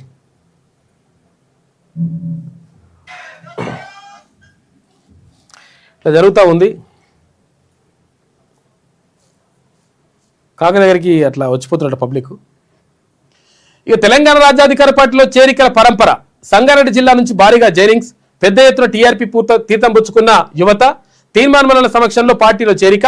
టీఆర్పీని సంస్థాగతంగా మరింత బలోపేతం చేయాలి. తెలంగాణ రాజ్యాధికార పార్టీ శ్రేణులకు మల్లన్న పిలుపునిచ్చిండు. తెలంగాణ రాజ్యాధికార పార్టీలోకి చేరికల పరంపర కొనసాగుతోంది. ఆదివారం సంగారెడ్డి జిల్లాకు చెందిన పలువురు శాసన మండలి సభ్యులు తీర్మాన్ మల్లన్న సమక్షంలో టీఆర్పీ తీర్థం పుచ్చుకున్నారు. పార్టీలో చేరిన వారందరికీ మల్లన్న టీఆర్పీ కండువా కప్పి తెలంగాణ రాజ్యాధికార పార్టీలోకి ఆహ్వానించారు. ఈ సందర్భంగా మల్లన్న మాట్లాడుతూ తెలంగాణలో రానున్నది బీసీ రాజ్యమేనన్నారు. సంగారెడ్డి జిల్లాలో టీఆర్పీ సంస్థాగత బలోపేతానికి ప్రతి ఒక్కరూ కట్టుబడి ఉండాలని చెప్పేసి నిన్న పిలుపునిచ్చిండు తీర్మాన్ మల్లన్న. కాంగ్రెస్ లీడర్లకు గుడ్ న్యూస్. 15 లోపు కాంగ్రెస్ మండలాధ్యక్షుల నియామకం జరుగుతాడట. డీసీసీ కార్యవర్గ కూర్పుపై నివేదిక ఇవ్వాలి. టీపీసీసీ చీఫ్ మహేష్ కుమార్ గౌడ్ ఆదేశం. ఇక డీసీసీ పీసీసీ ఉపాధ్యక్షులతో జూమ్ మీటింగ్ చేసిండట హాజరైన మీనాక్షి నటరాజన్. ఇక వెనుజులా అధ్యక్షురాలిగా డెల్సీ. వెనుజులా సుప్రీంకోర్టు కీలక ఉత్తర్వులు ఇచ్చింది. పాలనను గాడిలో పెట్టేందుకే డెల్సీ రోడ్రిగ్జ్ను నియమించినట్లు వెల్లడి. ప్రస్తుతం వెనుజులా ఉపాధ్యక్షురాలుగా ఆమె డెల్సీ ఉంది. ఇక హరీష్ రావు గుంటనక్క. అసెంబ్లీ సమావేశాలను బహిష్కరించడం దారుణం. నదీ జలాలపై చర్చ జరుగుతుంటే ప్రతిపక్షం ఎక్కడికి పోయింది? తెలంగాణ ప్రజలను అవమానిస్తున్నారు. బీఆర్ఎస్ని ఎవరు కాపాడలేరు అని చెప్పేసి ఎమ్మెల్సీ కల్వకుంట్ల కవిత అంటున్నది. కాంగ్రెస్ని ఏం చేసినా తప్పులేదు, పాలమూరుకు మరణ శాసనం రాసింది ఆ పార్టీ అని చెప్పేసి ఎవరు హరీష్ రావు అంటున్నాడు. తెలంగాణను కమ్మేసిన పొగమంచు రానున్న 3 రోజులు తీవ్ర ప్రభావం ఉంటుందట. ఊటిని తలపిస్తున్న కొన్ని ప్రాంతాలు ఉదయం 9 దాటినా కనబడని సూర్యరశ్మి. ఇబ్బంది పడుతుంటూ వాహనదారులు జాగ్రత్త పాటించాలని చెప్పేసి అంటున్నారు. ఎందుకంటే ఆగమాగం మురికిని అనుకో, ముందొచ్చే వెహికల్స్ ఏం కనిపించి ఆగమాగం ఉంటుంది పరిస్థితి. ఇక కేరళలో భారీ అగ్ని ప్రమాదం జరిగింది. తిల్లూరు రైల్వే స్టేషన్ పార్కింగ్లో ఘటన. దాదాపు 400 బైకులు దగ్ధమైనట. పాపం పరిస్థితి అదుపులోకి తీసిన అగ్నిమాపక సిబ్బంది. ఎలాంటి ప్రాణ నష్టం జరగలేదట. నిన్న ఎమ్మెల్సీ తీర్మాన్ మల్లన్న, తర్వాత రాజ్యసభ సభ్యులు ఆర్ కృష్ణయ్య, ఇటు సుధగాని హరిశంకర్ గౌడ్ వీళ్ళందరూ కూడా ఉన్నారు. నిన్న హారతులు ఇచ్చి తీర్మాన్ మల్లన్నకు స్వాగతం పలికిండ్రు అక్కడ కర్తాల్లో ప్రజలు. కాంగ్రెస్ కట్టిన ప్రాజెక్టులు చెక్కు చెదరడం లేదు, మేం కట్టిన ప్రాజెక్టులతోనే సాగునీరు అందుతోంది. కాళేశ్వరం కట్టిన 3 ఏళ్లకే కూలింది. ఈ ఒక్క ప్రాజెక్టే బీఆర్ఎస్ పని తీరంతో చెబుతుందని చెప్పేసి ప్రభుత్వ విప్ ఆది శ్రీనివాసు, మాజీ ఎమ్మెల్యే జగ్గారెడ్డి అంటున్నాడు. ఆదిలాబాద్ కలెక్టరేట్ ముట్టడికి బీఆర్ఎస్ పిలుపు, విజయవంతం చేయాలని చెప్పేసి మాజీ మంత్రి జోగురామన్న చెప్తున్నాడు. తెలంగాణను గమ్మేసింది పొగమంచు. ఇది ఇట్లా ఉంటే నిన్న కర్తాల్లో జరిగినటువంటి ఇక్కడ రాఘవేంద్ర ఆధ్వర్యంలో కర్తాల్లో జరిగినటువంటి సభకు సంబంధించినటువంటి చిత్రాలు మనం చూసుకోవచ్చు. సభలో మాట్లాడుతున్నాడు తీన్మాన్ మల్లన్న. నిన్న హారతలిచ్చి స్వాగతం పలికిండ్రు అక్కడ మహిళలు. భారీ ఎత్తున పబ్లిక్ తరలివచ్చిండ్రు. మంచి ప్రోగ్రామ్ సక్సెస్ అయింది. ఇగో ఇక్కడనే రాఘవేందర్ ఇక్కడ ఈ సభ నిర్వహించింది రాఘవేంద్ర ఆధ్వర్యంలోనే. ఎర్రోళ్ళ రాఘవేందర్ అనుకుంటా. మొత్తం మహిళలతో నేను డైరెక్ట్గా నిన్న అక్కడ మాట్లాడిండు తీన్మాన్ మల్లన్న. భారీగా తరలివచ్చింది పబ్లిక్ మొత్తం. అభినందన సభ పెట్టిండ్రు. ఇది శనార్థిలో ఉన్నటువంటి ప్రధాన కథనాలు. అయితే ఒకసారి గీవేమంటుందో చూద్దాం. విమానాల్లో పవర్ బ్యాంక్ వాడొద్దని చెప్పేసి చెప్తా ఉన్నారు. ఎందుకంటే పవర్ బ్యాంక్ వాడితే పూసుకుని వేలిందనుకో ఆగమాగమవుతుందని చెప్తున్నట. కొత్త నిబంధన తెచ్చిరు. ఇక పరాధీన ప్రభుత్వం తెలంగాణకు మరణ శాసనం, పాలమూరుకు తయారీ కాంగ్రెస్, బాబు ప్రయోజనాలే పరమావధి, మన ప్రాజెక్టులు జలసమాధి, రేవంత్ సర్కార్ తీరిదే అని చెప్పేసి ఇవన్నీ విషయాలు ఏడే చెప్పాలి. నువ్వు అసెంబ్లీకి పోయి చెప్తే మంచిగా ఉంటుంది. నమ్ముతారా నమ్మరా అని తర్వాత పక్కకు పెడితే అసెంబ్లీలో మాట్లాడాలి. టీఆర్ఎస్ భవన్లో కూర్చొని మాట్లాడితే మీరు ఓడిపోయిన ఎమ్మెల్యేలు ఏమన్నా గెలిపించి పంపించారు కదా మిమ్మల్ని అసెంబ్లీలో మాట్లాడాలని. టీఆర్ఎస్ భవన్లో కూర్చోవాలంటే ఓడిపోయినా ఏం కాదు, పోటీ చేయకున్నా కానీ టీఆర్ఎస్ భవన్లో మాట్లాడవచ్చు, ప్రాబ్లం లేదు. శ్రీశైలం దారాదత్తం చేసేందుకే కుట్ర, అందుకే జూరాలపై జూట, కమిషన్ల దాహంతో కాంగ్రెస్ ద్రోహం, పీపీటీలో ఎండగట్టిన హరీష్. తెలంగాణను ముంచుతున్న జలద్రోహి రేవంత్ అని చెప్పేసి ఇక్కడ కేటీ రామారావు అంటున్నాడు. అధికార మదంతో విర్రవేగుతున్న సీఎం, ఆ అక్కస్తోనే కేసీఆర్పై బలుపు మాటలు, కాంగ్రెస్ వల్లే రాష్ట్రానికి తీరని అన్యాయం, తరతరాలుగా దగ అడుగడుగున మోసం, ప్రజలకిచ్చిన మాట తప్పిన రాహుల్, రేవంత్ రెడ్డిలను ఎన్నిసార్లు ఉరిదీయాలి అని చెప్పేసి బీఆర్ఎస్ వర్కింగ్ ప్రెసిడెంట్ అంటున్నాడు. రాలేరు చూడు. 42% రిజర్వేషన్కి సంబంధించి బీసీల కోసం మాట్లాడింది, నిరుద్యోగుల కోసం మాట్లాడింది రాలేరు. వీళ్ళే రాసుకోలేదు చూడు. అట్లుంటుందంట లెక్క. అది చమురుపైనే చూపుతామని చెప్పేసి ఇట్లుంటుందంట లెక్క. ఏది అమెరికా అనిచ్చేది అంధకారం, వెనుజులాలో కరెంటు కట్ అయిందంట. రేవంత్ గాలి తీసిన ఏపీ సర్కార్. 2020లోనే రాయలసీమ లిఫ్ట్ పనులు నిలిపివేత. పీసీబీ బదిలీల్లో షాడో మంత్రి. కాలుష్య నియంత్రణ మండలిలో ప్రమోషన్ల పొల్యూషన్ అంట, సిబ్బంది రగడ. అటు గండి ఇటు ఎండి.